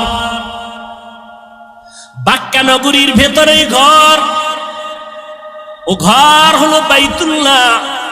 এমন একটা ঘর যেই ঘরটার দিয়ে তাকাইলে সওয়াব, যেই ঘর এত বরকতের ঘর, হেদায়াতের জন্য দিলাম জগৎ সমূহের হেদায়াত। এটা এমন একটা ঘর, নবী বলেন তুমি জিকির করো না, তেলাওয়াত করো না, নামাজ পড়ো না, তাওয়াফ করো না, শুধু আল্লাহর ঘরটার দিকে যদি তাকাইয়া বসে বসে শুধু তাকায়া থাকো, অনবরত আমল নামায় সওয়াব লেখা হবে। हर के दारत खौफ हक दर दिल मदाम जन्नतुल मावा देहदुरा मकाम। এমন একটা বরকতের ঘর, যেই ঘরটা 24টা ঘন্টার সেকেন্ডে সেকেন্ডে তাওয়াফ চলে, মানুষ না থাকলেও জিনেরা ফেরেশতারা করে। এটা এমন একটা জায়গায় আল্লাহ দিছেন, এই ঘর বরাবর 7 আসমানের উপর একটা নূরের ঘর আছে, ফেরেশতাদের কাবা, নাম হলো বাইতুল মামুর। নূরের ঘর, নূরের ঘর। 70,000 ফেরেশতা মুহূর্তে মুহূর্তে 7 আসমানের বাইতুল মামুর তাওয়াফ করে। একবার যারা সুযোগ পায়, কিয়ামতের আগে আর তাদের সুযোগ হবে না। ওই বরাবর আল্লাহ বাইতুল্লাহ জমিনে বানাইলেন, ফেরেশতারা বাইতুল মামুর তাওয়াফ করে। আল্লাহ ওয়াদা করলেন, ও ফেরেশতা, জমিনের মধ্যে এমন একটা ঘর আমি বাইতুল্লাহ বানাইলাম, এই বাইতুল্লাহর তাওয়াফ যারা করবে আমি আল্লাহ তাদেরকে এতটা নিষ্পাপ বানায় দিব, মায়ের গর্ভ থেকে বাচ্চা যেমন নিষ্পাপ ভূমিষ্ঠ হয়, আমার বাইতুল্লাহ জিয়ারত করে যারা বের হবে তাদেরও নিষ্পাপ বানায় দিব। আতিনা ফি দারে দুনিয়া না হাসান, আতিনা ফি দারে উকবা না হাসান, ইয়া গিয়াসাল মুস্তাগীসিন ইহদিনা লিফতিখারা বিল উলুমে ওয়াল গিনা। হর গরিদে নেকো তু তৈয়ার হ্যায়, जो न मांगे उससे तू बेजार है। খারাপ লাগে আপনাদের? আর একটু সামনে আগাবো। মা বাবার জন্য, দেশের জন্য, কবরওয়ালাদের জন্য একটু দোয়া করে যাবেন, এই মন মানসিকতা আছে না? ঘুমে ধরছে? আর বাঙালি কি ঘুমায়নি? তো মোবাইল যেদিন থেকে আসছে ওদিন থেকে ঘুম বিদায় হয়ে গেছে। আমরা মোনাজাত ধরি বইয়া, মোবাইলওয়ালারা মোনাজাত ধরে রাতে বিছানায় শুইয়া, সারা রাত মোবাইলের ডিউটি, কবিরা গুনাহ করে চেহারাটা কার্টুন হয়ে গেছে। এরে যুবক, আল্লাহর কসম করে বলি, ভালো করে লিখে রেখো রে যুবক, এই দুনিয়ায় যত বন্ধু পেয়েছো সব বন্ধু স্বার্থপর। একমাত্র দুনিয়ার জমিনে তোমাদের নিঃস্বার্থ বন্ধু উলামায়ে কেরাম ছাড়া আর কেউ নাই। আছে যারা তোমাকে ভালোবাসে, ছায়া দেয়, স্বার্থ আছে, আঘাত লাগবে সদস্য পদের নাম কাটবে না, কল্লাটা কেটে ফেলবে। কিন্তু আমরা উলামায়ে কেরাম তোমাদের এত আপন, আমাদের কি পরিমাণ গালাগালি করো তাও আমরা জানি, আমাদের বিরুদ্ধে কি পরিমাণ ফেসবুকে লেখো তাও আমরা জানি, এরপর একটা গালি দেই না, কলিজা দিয়া দোয়া করি, ও দয়ার মালিক আমার কলিজার যুবকদের তুমি দিনের খাদেম বানায় দাও। কারণ নবীজিও যুবকদের জন্য বড় দোয়া করেছেন। নবী বলেন, বুড়ারা আমি মুহাম্মদের বিরোধিতা করেছে, আর যুবকেরা আমি মুহাম্মদের উপকার করেছি। আবু জাহিল নবীর বন্ধু না দুশ্মন? বুড়া। কি আবু লাহাব নবীর দুশ্মন বুড়া, আবু তালিব নবীর দুশ্মন বুড়া।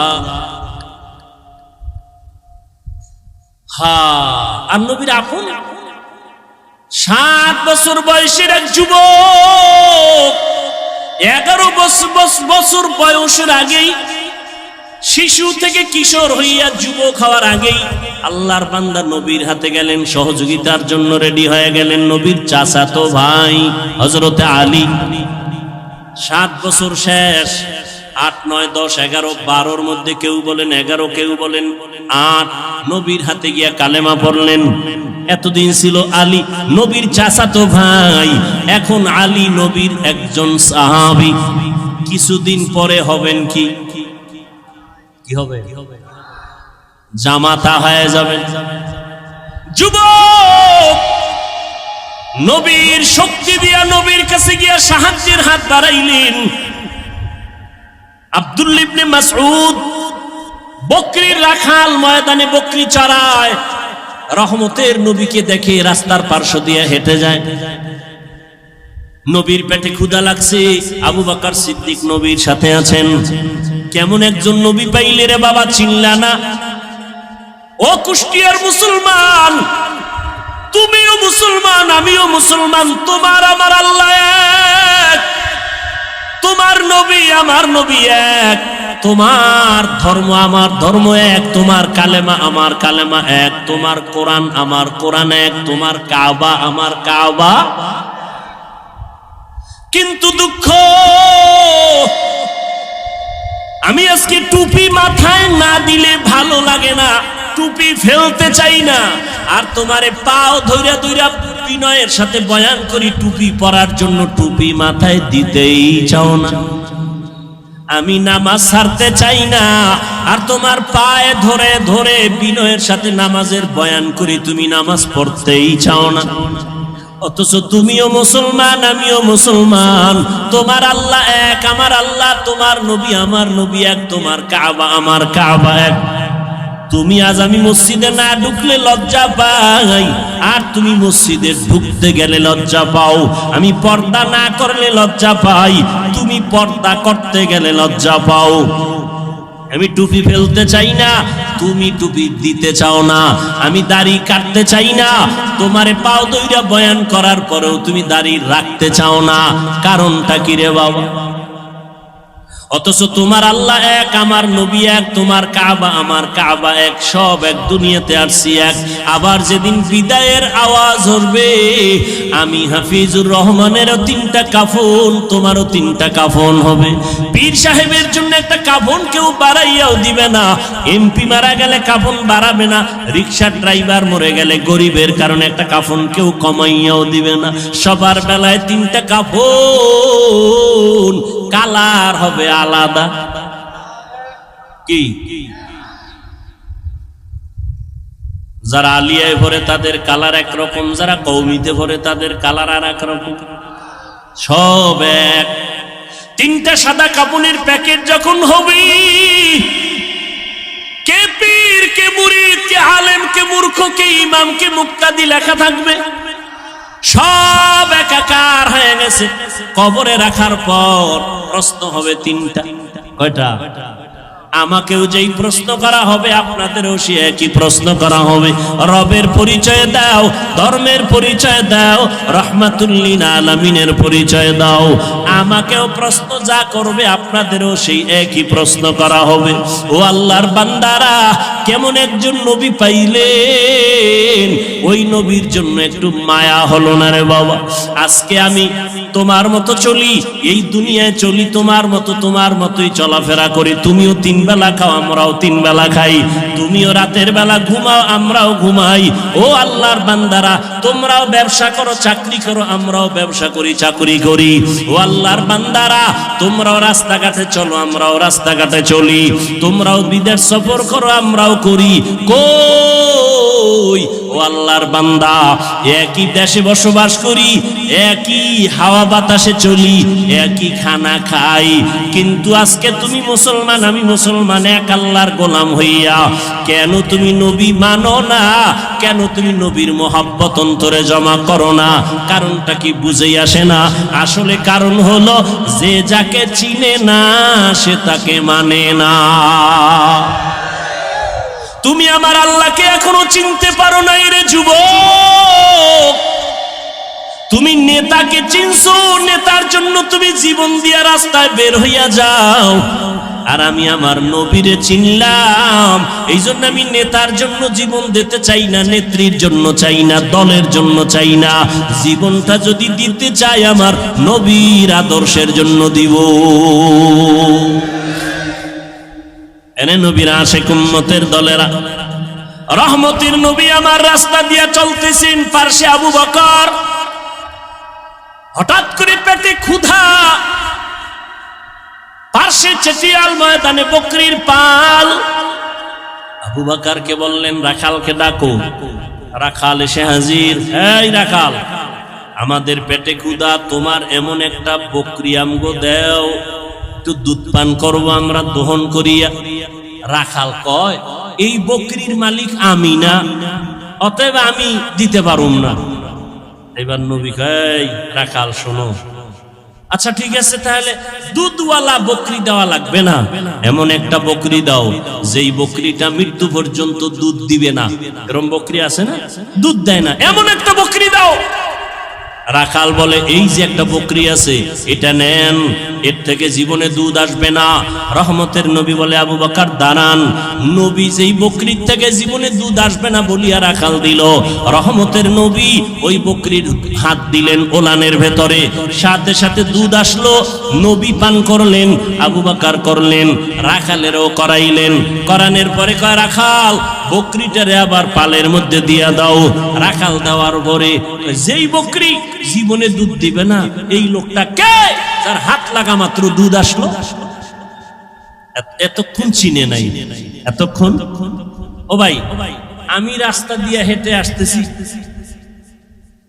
যে চিনে না হে ধাক্কা দিছে, হুজুর সরেন। যখন টের পাইছে আমি চেয়ারে বসার পরে, এবার আর উঠাছি নি তা। এজন্য যে যাকে চিনে না সে তাকে মানে না, যে যাকে চিনে তাকে মানার মতো মানে। বলে কেমন, কয় জীবন দিতে রেডি। রাখাল এতক্ষণ চিনে না এই ব্যক্তি কি। যখনই দেখলো একটা বকরি জীবনে দুধ দিবে না, ওই বান্দার হাতটা দেওয়া মাত্র বকরি দুধ দিল, চিনে ফেললো এটা সাধারণ কোনো মানুষ না, এটা পাওয়ারওয়ালা মানুষ। এই পাওয়ার আমার মধ্যে নাই। এই পাওয়ারের নাম হলো মুআজিজা। এই পাওয়ারের নাম কি?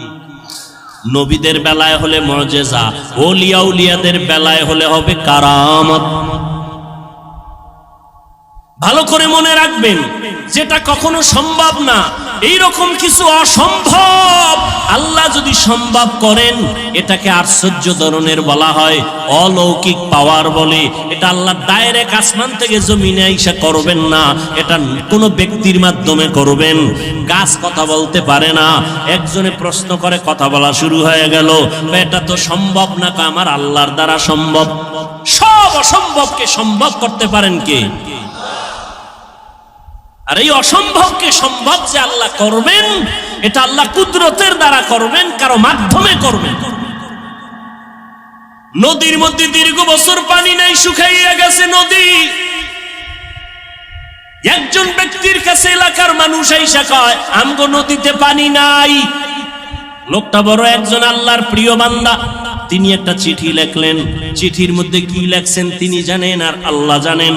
তিনি কয়, এই চিঠিটা নদীর মধ্যে ফেলে দাও। যখন চিঠি নিয়ে নদীর মধ্যে ফেলে দিল, দীর্ঘ বছরের শুকনা নদীর মধ্যে পানির জোয়ার শুরু হয়ে গেল। সুবহানাল্লাহ। না কি মনে হয় গাঞ্জা খাইয়া কথা কই না? চেহারা দেখলে তো মনে হয় না। একজনে তেঁতুল খায়, কয় কেমন লাগে, কয় ঠোঁটের মিসকলে বুঝো না। কি মনে হয় আমরা গাঞ্জা খাই, ইয়াবা ট্যাবলেট খাই, বিড়ি টানি?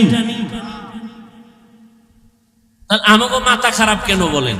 মাথা খারাপ তো তাদের হতে পারে যারা মদের বোতল নিয়ে দৌড়ায়, যারা গাঞ্জা খায়, ইয়াবা ট্যাবলেট খায়।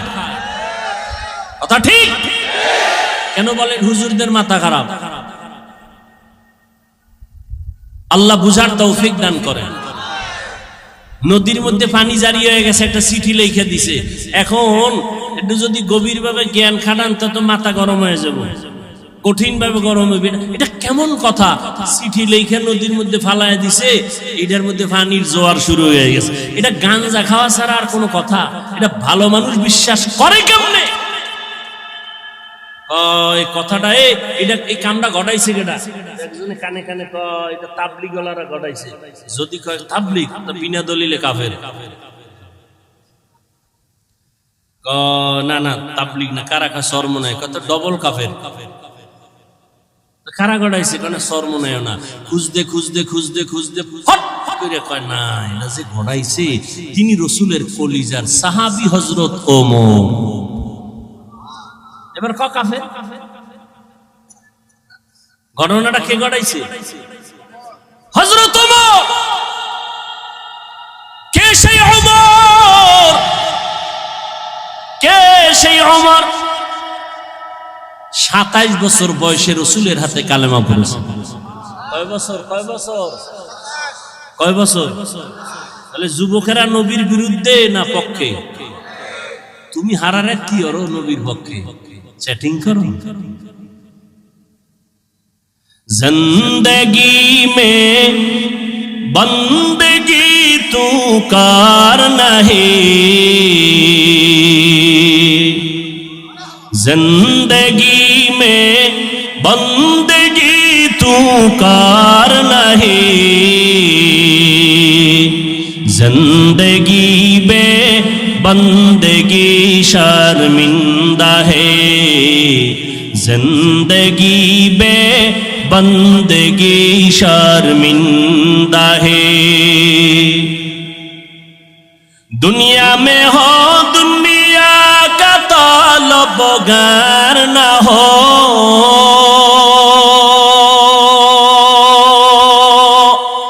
बाजार से गुजर हो खरीदार न हो,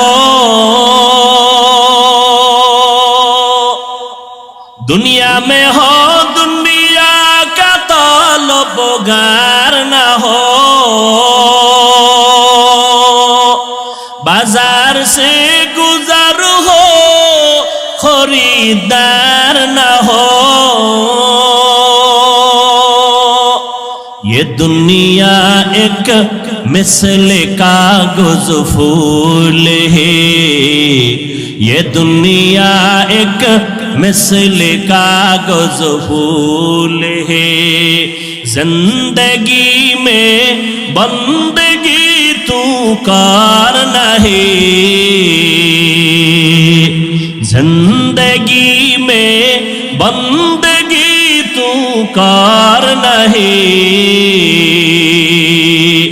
जिंदगी में बंदगी शर्मिंदा है, जिंदगी में बंदगी शर्मिंदा है, जिंदगी में बंदगी कुन बंदगी, जिंदगी में बंदगी शर्मिंदगी। वमा अरसलनाका इल्ला रहमतन लिल आलामीन। রাখাল যখন দেখলো যেই বকরি কখনো দুধ দিবে না, হঠাৎ করে দুধ চলে আসছে, এই বান্দা সাধারণ না, এই বান্দা বড় দামি। পাশের লোকটা দাঁড়ানো কে দেখছেন নি? খবর নাই। কে? আবু বকর সিদ্দিককে জিজ্ঞাসা করলেন কে? ইনি হলেন রাহমাতুল লিল আলামিন, আব্দুল্লাহর পোলা মুহাম্মদ। নাম শুনছি। তিনি কি বলে? হ্যাঁ, তাই তো এই অলৌকিক ঘটনা প্রকাশ পেল। এবার মাথা নত করে বলে, পয়গম্বর আমাকে আপনি তাড়াতাড়ি কালেমা পড়ায় দেন। এই রাখাল আর কেউ না, কলিজার সাহাবী আব্দুল্লাহ ইবনে মাসউদ রাদিয়াল্লাহু তাআলা আনহু। ইমামুল আউয়ালিনাল আখিরিন, বাহরে সাদকা রাহমাতাল লিল আলামিন, সাইয়্যিদুল কাউনাইন খাতমুল মুরসালিন, আখির আমদ বুদে ফখরুল আউয়ালিন। এরে আল্লাহর বান্দা, ভালো করে বুঝো,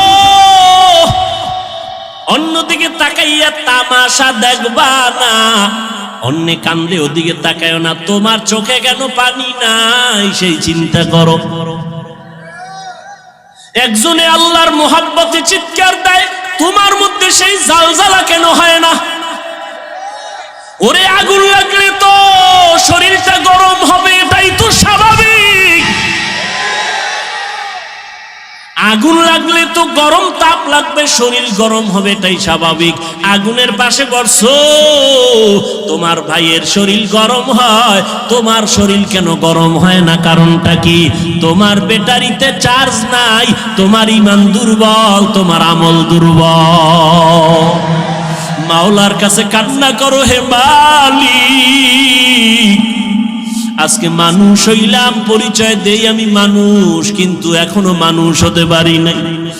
আব্দুল্লাহ ইবনে মাসউদ নবীর মুজিজা দেখে কালেমা পড়লেন। ওমরের মতো বান্দা নবীর কল্লা কাটতে আসিয়া 27 বছরের নবীর হাতে কালেমা বললেন।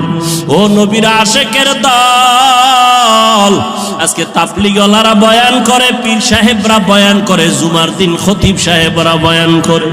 আমার মায়ার নবী মক্কা নগরীতে আসছেন এমন একটা জায়গায়, এত দামি জায়গা কেন না পাক? এর একমাত্র কারণ এই মানুষগুলো এত খারাপ হইল কেন? যেই জমিন এত নবী আসলো, এত দামি ঘর হইল, এই মানুষগুলো অন্য জায়গা থেকে একটু ভালো হওয়ার কথা, এরা খারাপ কেন? এর যতটা জবাব আছে এর মধ্যে শ্রেষ্ঠ জবাব হলো এরা আল্লাহর নবী আসার আগ পর্যন্ত এরা মুরব্বি হারা ছিল, এই জন্য দিক বেদিক হয়ে গেছে। ঈসা নবী চলে গেলেন, মাঝখানে কোনো নবী নাই, কোনো মুরব্বি নাই। যারাও ছিল নবীর স্থলাভিষিক্ত, এরা দুনিয়ার লোভে পইরা ডান বাম হয়ে গেছে। হালালটারে হারাম কয়, হারামটাকে হালাল বলে। রোহবান এই সমস্ত ইহুদি আর খ্রিস্টানদের যারা নামদারি আলেম ছিল, এরা টাকা খাইয়া দুনিয়ার লোভে বিধানটাকে ডান বাম করে দিল। মানুষগুলো মূর্তি পূজায় লিপ্ত হয়ে গেল। যেই বাইতুল্লাহ এত দামি ঘর, ওই বাইতুল্লাহর ভেতরে 360টা মূর্তি ভেতরে টানানো। কয়টা? 360টা মূর্তি। এই খেয়াল করো ভালো করে, নবী আইসা নামাজ যখন শুরু করছে, বাইতুল্লাহর পাশে নামাজ পড়ছে, মূর্তি ছিল না? মক্কা বিজয়ের আগে তো মূর্তি নামায় নাই। মূর্তি ভেতরে 360টা মূর্তি। মায়ার নবী আল্লাহর মুহাব্বত নিয়ে নামাজ পড়তেছেন। প্রথম কিবলা বাইতুল মুকাদ্দাসের দিকে ফিরিয়া মদিনায় যাইয়াও আমার নবী ওই 16 মাস দীর্ঘ বছর পর্যন্ত বাইতুল মাকদিসে নামাজ পড়ছেন, কিন্তু নবীর দিলের তামান্না বাইতুল্লাহর দিকে ফিরিয়া নামাজ পড়বেন। মদিনার থেকে দক্ষিণ দিকে হলো বাইতুল্লাহ, ওদিকে ফিরিয়া কখন পড়বেন? নবীর মনে চায় এত বছর নবী বাইতুল্লাহর দিকে ফিরতে পারে না, কিন্তু দিল কাঁদে বাইতুল্লাহর দিকে ফিরবে। নবী নামাজে দাঁড়াইলেন, রুকুর হালাতে জিবরাইল আমিন আইসা কয়, নবী এবার আপনি বাইতুল মাকদিস থেকে ফিরিয়া বাইতুল্লাহর দিকে হয়ে যান। জিবরাইল ঘুরাইয়া দিল। নামাজ 4 রাকাতের মাঝখানে 2 রাকাতে ওই মসজিদকে মসজিদে কিবলাতাইন বলে, মদিনাতুল মুনাওয়ারার পাশে। ও নবীর আশিকের দল, এই মক্কার মানুষ খারাপ হওয়ার প্রধান কারণ এরা মুরব্বি পায় নাই। আল্লাহর কসম একবার, আল্লাহর কসম 2 বার, আল্লাহর কসম 3 বার, ওয়াল্লাহি বিল্লাহি তাল্লাহি, যতদিন পর্যন্ত এই জাতি মুরব্বি মানবে না, ততদিন পর্যন্ত এই জাতির কপালে শান্তি আসবে না। বর্তমান দুনিয়ায় এই উম্মতের মুরব্বি একমাত্র উলামায়ে আহলে হক। এদের বিরুদ্ধে যদি যায়, এদের পতন হবে মরার আগে, সেদিন বেশি দূরে না। আর যদি আলেমদের মানিয়া চলে, আল্লাহ পাক শান্তির দরওয়াজা খুলে দিবে। মক্কার মানুষ এত খারাপ কেন? এরা মুরব্বি নাই, মুরব্বি মানে না, মুরব্বিদের উল্টা পাল্টা করে ফেলছে। এই জন্য আল্লাহর মুহাব্বত এখান থেকে শিক্ষা নাও। নবী আসলেন, মুরব্বি উম্মত পেয়ে গেল। নবী এখন মুরব্বি হইয়া উম্মতের ডাক্তার, চিকিৎসা করতেছেন। উম্মতের সুন্দর চিকিৎসা করার জন্য প্রধান কারণ হলো, প্রথম কাজ হলো সুন্দর ব্যবহার। নবী এমন সুন্দর ব্যবহার দিয়েছেন, মক্কার মানুষ নবীর আশেক হয়ে গেল। দুশ্মনেরাও যদি গালি দেয়, কিন্তু পেছন থেকে নবীরে মোহাব্বত করে। যেই মুহাম্মদ এত সুন্দর ব্যবহার, 63 বছর হায়াতে আমার নবী একটা মিথ্যা কথা জীবনে বলেন নাই। কেমন একজন নবী পেয়েছো যেই নবীর জীবনে কোনো মিথ্যা কথা নাই? এমন একজন নেতা পাইবানি যে মিছা কয় না? আছে? মোবাইলটা ঘরের মধ্যে কানে লাগায় ঘরে থাইকা ওকে আমি জমি নেই নাই, আছে না নাই? বর্তমান মিথ্যার ফ্যাক্টরি হলো মোবাইল। আল্লাহ মিথ্যা থেকে হেফাজত করেন। এমন মায়ার নবী আমার জীবনে একটা মিথ্যা কথা বলেন নাই। কেমন নবী আমার, যেই নবী কোনোদিন কাউকে একটা গালি পর্যন্ত দেন নাই। নবীর সামনে দাঁড়াইয়া কত দুশ্মন অকথ্য ভাষায় গালাগালি করে, আমার নবী গালি দিবেন দূরের কথা, কোনো গালির জবাব দেন নাই। ও কুষ্টিয়ার মুসলমান, আল্লাহর মোহাব্বত অন্তরে জমা করে নাও। শিক্ষিত এলাকার মানুষ আপনারা, কুষ্টিয়ার বিশ্ববিদ্যালয় থেকে লেখাপড়া করে কত আলেম বের হইয়া উম্মতের দাওয়াত দেয়, দ্বীনে ইসলামের কাজ করে। ও কুষ্টিয়ার মুসলমান, ভালো করে বুঝো, কেমন নবীর আদর্শ পাইলা যে নবী একটা মিথ্যা কথা বলেন নাই। তুমি আমি কেন মিথ্যা বলবো ইচ্ছা করিয়া? কেমন নবী আমার আমার যেই নবী একটা গালি কাউকে দেন নাই, গালির জবাব দেন নাই। আরো আশ্চর্য কথা হলো, মায়ার নবী আমার কারো দিকে চোখ গরম করে কখনো তাকান নাই। নবী চোখ গরম করে তাকান নাই। কেমন মায়ার নবী আমার, নবীর এই উত্তম ব্যবহার দিয়া মক্কার মানুষগুলোকে এত দামি বানায় দিলেন। আল্লাহ এক পর্যায়ে জিব্রাইলের পাঠায় কয়, আমি লিস্টি দিয়া দিলাম, নবীর লিস্টি দিয়া দাও। লিস্টির মধ্যে যাদের নাম আছে, নবী যেন ঘোষণা দিয়া দেয়, লিস্টির ভিতরে যাদের নাম তারা বিনা হিসাবে জান্নাতি। ও এলাকার মুসলমানেরা, ও যুবকেরা, ও বৃদ্ধ বাবাজি, ও পর্দার আড়ালের মা বোনেরা, সারা রাত যদি নবীর ইতিহাস বয়ান করি শেষ হবে না। নবী দুনিয়াতে আসার আগে নবীর গুণগান বিধর্মীয় পর্যন্ত গাইলো, শেষ করতে পারলো না। নবী আসছে, গুণগান চলছে, শেষ হয় না। নবী চলে গেলেন ১৫০০ বছরের বেশি হলো, এখনো নবীর গুণগান শেষ হয় না। বক্তাও শেষ করতে পারে না, লেখকেরা লেখাও শেষ করতে পারে না। কিয়ামত পর্যন্ত নবীর গুণগান বক্তারা বলবে, লেখক লেখবে, শেষ হবে না। কিয়ামতের দিনও নবীর প্রশংসা চলবে। এরে নবীর উম্মতেরা, ওই নবীর আদর্শ ধারণ করো। আমি কুষ্টিয়ার শিক্ষিত মুসলমানকে জিজ্ঞাসা করব, নবীর রেখে যাওয়া সুন্দর আদর্শ ছাড়া আর কারো কাছে ভালো আদর্শ আসেনি? থাকলে একজনে দাঁড়ায় বলো, হাফিজ ভাই, আমাদের কুষ্টিয়া এলাকার ভেতরে মোহাম্মদের আদর্শ ছাড়া আরো কিছু লোক আছে, তাদের আদর্শ মোহাম্মদেরটার থেকেও ভালো। আল্লাহর কসম, যদি ভালো আদর্শ দেখাইতে পারো, আমি মোহাম্মদেরটা নিব না, আমি তারটা নিব। কিন্তু পারছে কেউ? অনেকে অপচেষ্টা করেছিল। চেষ্টা না অপচেষ্টা? ব্যর্থ চেষ্টা করেছিল। আব্রাহাম লিঙ্কন আদর্শ দিল, জাতি গ্রহণ করে না। মাও সেতুন আদর্শ দিল, জাতি গ্রহণ করে না। লেনিন আদর্শ দিল, জাতি গ্রহণ করে না। কার্ল মার্কস আদর্শ দিল, জাতি গ্রহণ করে না। বরং আওয়াজ উঠল দুনিয়ায়। কি আওয়াজ?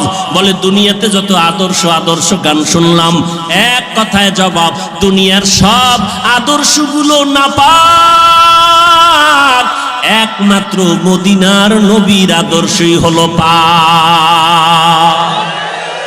ও গো নবীর উম্মতেরা, হয়ে আজি দিশাহারা,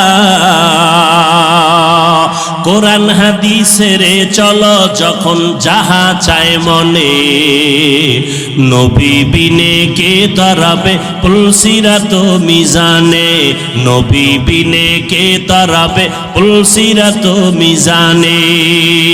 ও আল্লাহর বান্দারা, তাহলে নবীর আদর্শ থেকে দামিয়ার আদর্শ কারো কাছে? সবাই একমত?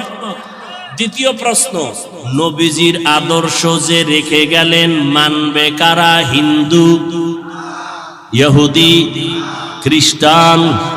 সবাই একটু জিহ্বা নাড়ায়, আল্লাহ সাক্ষী, ফেরেশতারা লিখবে, বলো নবীর আদর্শ মানবে কারা? কোন দেশের মুসলমান? সারা দুনিয়ার, শুধু কুষ্টিয়ার মুসলমান বাদ। হ্যাঁ, তাহলে নবীর আদর্শ হিন্দু মানবে না, বৌদ্ধরা মানবে না, ইহুদিরা মানবে না, খ্রিস্টানেরা মানবে না, তুমি মুসলমান মানবা। কিন্তু কই নবীর আদর্শে দাড়ি লম্বা হয় না কেন? নবীর আদর্শে টুপি মাথায় উঠে না কেন? নবীর আদর্শ মতো 5 বেলার নামাজ পড়ো না কেন? এটা কি শুধু হুজুরেরা করবে? ও আল্লাহর বান্দা, যদি বলো হুজুর ও হাফিজ ভাই আমরা পারি না, আপনারা পারেন, এবার আমি বলবো রে বাবা, তোমার মতো যুবক জীবনে মাদ্রাসায় পড়ে নাই, স্কুল কলেজে লেখাপড়া করে, জেনারেল লাইনে চাকরি করে, ব্যবসা করে, সত্য কথাটা স্বীকার করো, তোমার মতো যুবক জীবনে মাদ্রাসায় পড়ে নাই, এমন যুবক স্কুল কলেজ ভার্সিটিতে পড়ে, 5 বেলার নামাজ পড়ে আছে না নাই? আর কি ওয়াজ করবো বলো? এবার তুমি তোমারে জিজ্ঞেস করো, তুমি কেন পারো না? ও কুষ্টিয়ার মুসলমান, তোমার মতো যুবক সন্তান র্যাব, আর্মি, পুলিশ, বিডিআরের চাকরি করে, 5 বেলার নামাজ পড়ে আছে না নাই? তুমি কেন পারবা না রে বাবা? তোমার মতো যুবক রাস্তায় গাড়ি চালায়, 5 বেলার নামাজ পড়ে, তুমি কেন পারবা না? বালিশে মাথা লাগায় একটু প্রশ্ন করো, তুমি কেন পারবা না রে বাবা? নদীর মধ্যে মাছ ধরে, নামাজ ছাড়ে না, তুমি কেন পারো না? তোমার আমার মতো কত যুবক তাকায় দেখো ময়দানে কৃষি কাজ করে, নামাজ পড়ে, তুমি কেন পারবা না? আসলে কি ওলামায়ে কেরামের কথা মিথ্যা মনে করছো? আল্লাহর কোরআন নবীর কথা কি মিথ্যা মনে করছো নাকি বাবা? আমাকে আবার একটু জবাব দাও, আমার আল্লাহর কোরআন সত্য নাকি মিথ্যা? কত পার্সেন্ট সত্য? সবাই বলো। এবার আমাকে বলো, আল্লাহর ওই কোরআনে জান্নাতের বয়ান আসেনি? সত্য। জাহান্নামের বয়ান আসেনি? এবার বলো বাবা, ওই আল্লাহর কোরআনে জান্নাত জাহান্নামের বয়ান আছে, শুধু এতটুকু না, কারা জান্নাতে যাবে কারা জাহান্নামে যাবে আল্লাহ তাও বয়ান করেছেন। ইন্নাল আবরারা লাফি নাঈম ওয়া ইন্নাল ফুজ্জারা লাফি জাহিম। নেক আমল যারা করবে তারা জান্নাতের পথিক, যারা গুনাহ করবে তারা জাহান্নামের পথিক। ও আল্লাহর বান্দারা, জাহান্নামটা কেমন ভয়ঙ্কর, জান্নাতটা কেমন আরামের ঘর আমার আল্লাহ তাও বয়ান করেছেন।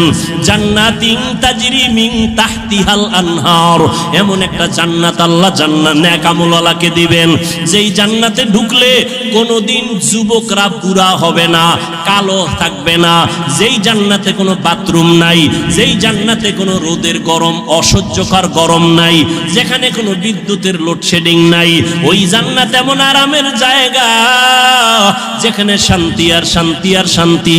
আবারও জবাব দাও, এই জান্নাত পাবে কারা? গুনাহগার না নেক আমলওয়ালা? তোমার আমল কোথায় রে বাবা? আর যারা গুনাহ নিয়ে কবরে যাবে তাদের জন্য জাহান্নাম আল্লাহ বানায় রাখছেন। কেমন জাহান্নাম আল্লাহ তাআলা কোরআনে বয়ান করেছেন, আল্লাতী তাত্তালিউ আলাল আফইদা, দুনিয়ার আগুন থেকে 70 গুণ জাহান্নামের আগুনের গরম হবে বেশি। ওই জাহান্নামটা গুনাহগারের জন্য, ওই জাহান্নাম এত ভয়ঙ্কর, দুনিয়ার আগুন হাতে লাগলে হাত জ্বলে পা জ্বলে না, পায়ে লাগলে পা জ্বলে হাত জ্বলে না।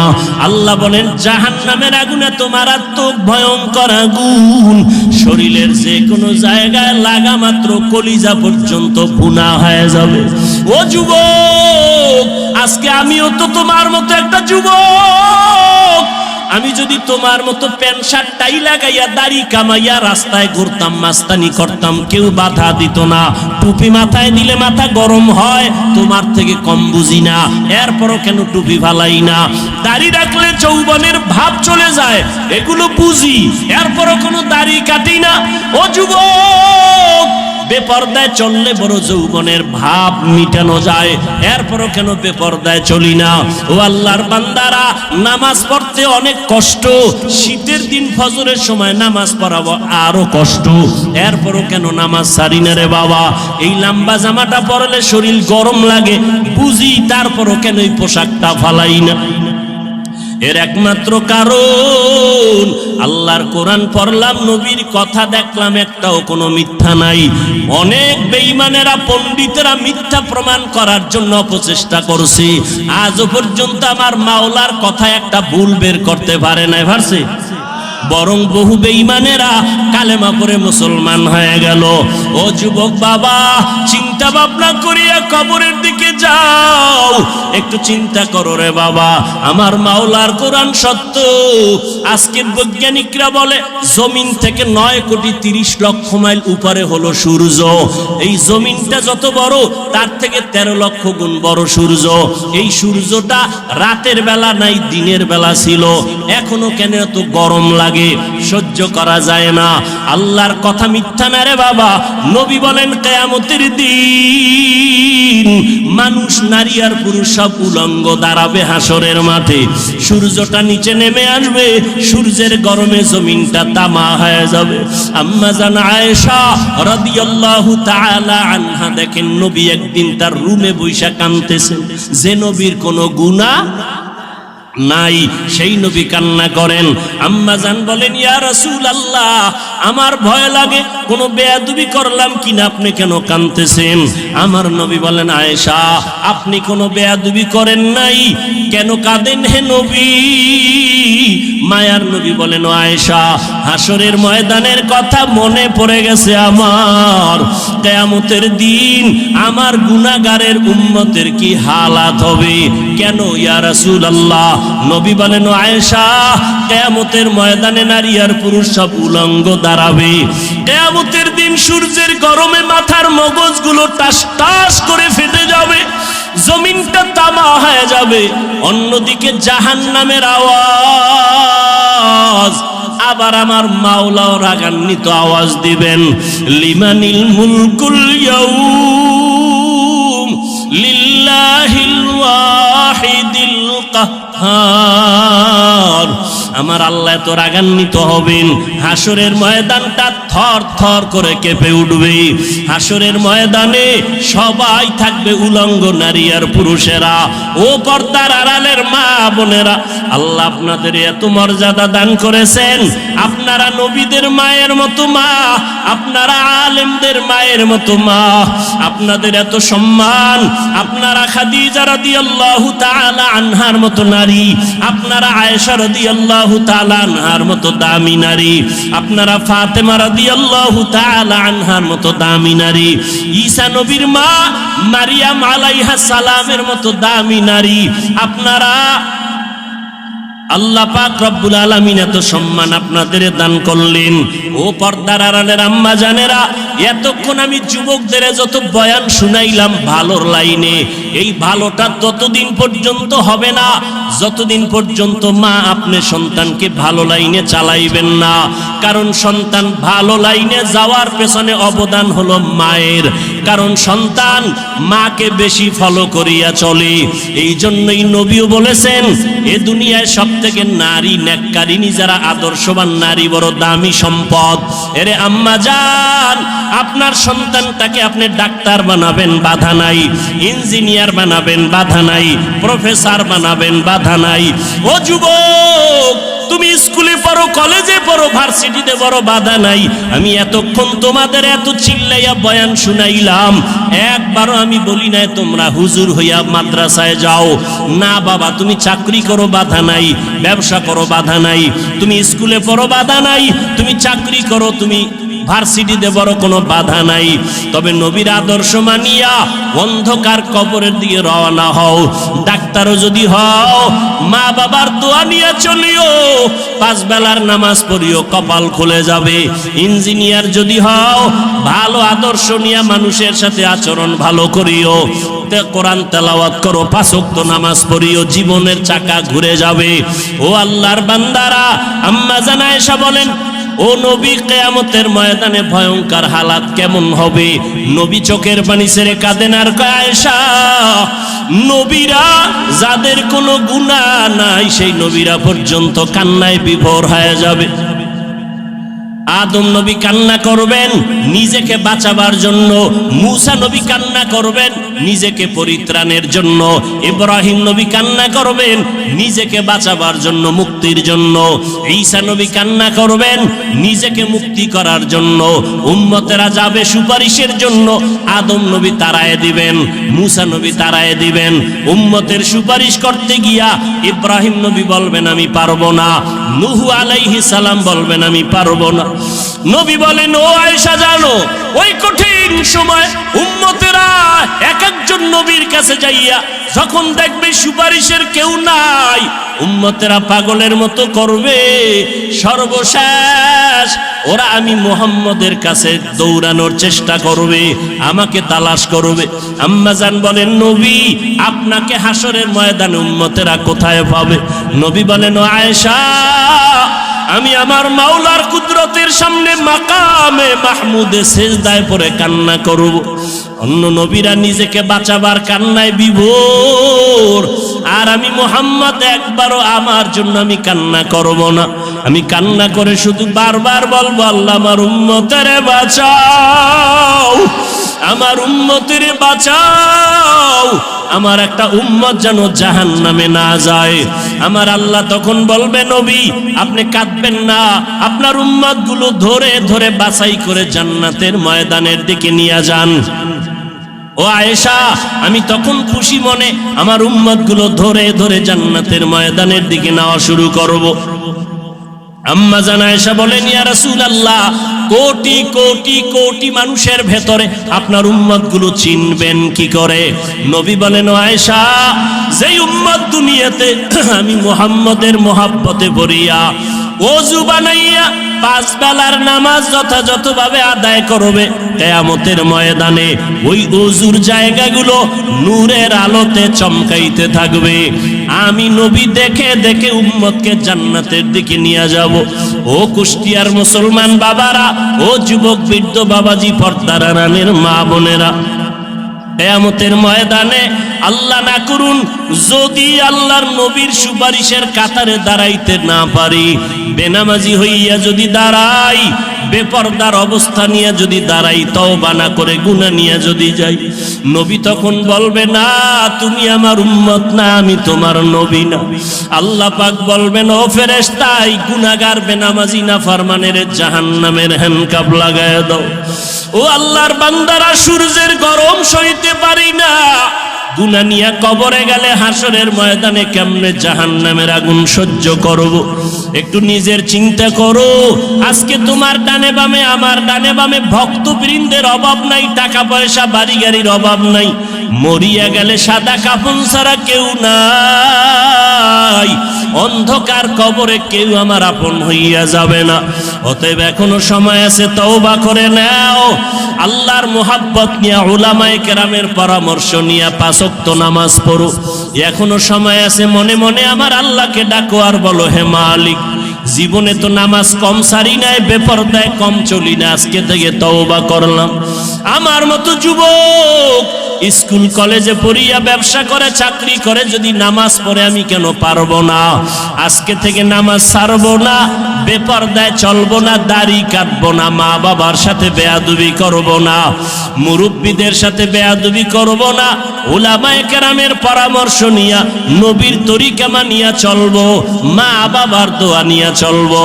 তওবা করার মতো যদি নিয়ত হয়, অন্তরে যদি কোনো নেফাকি আর দুর্বলতা না থাকে, খাঁটি তওবা করার নিয়ত যাদের অন্তরে আছে, দুটো হাত আমার আল্লাহকে দেখাইয়া দাও। আয় আল্লাহ আমাদের হাতগুলো কবুল করে নেন, তওবা কবুল করে নেন, তওবার উপরে মজবুত হইয়া নবীজির আদর্শ মানিয়া উলামায়ে কেরামের পরামর্শে চলার তৌফিক দান করেন, আমিন। আলহামদুলিল্লাহি রাব্বিল আলামিন।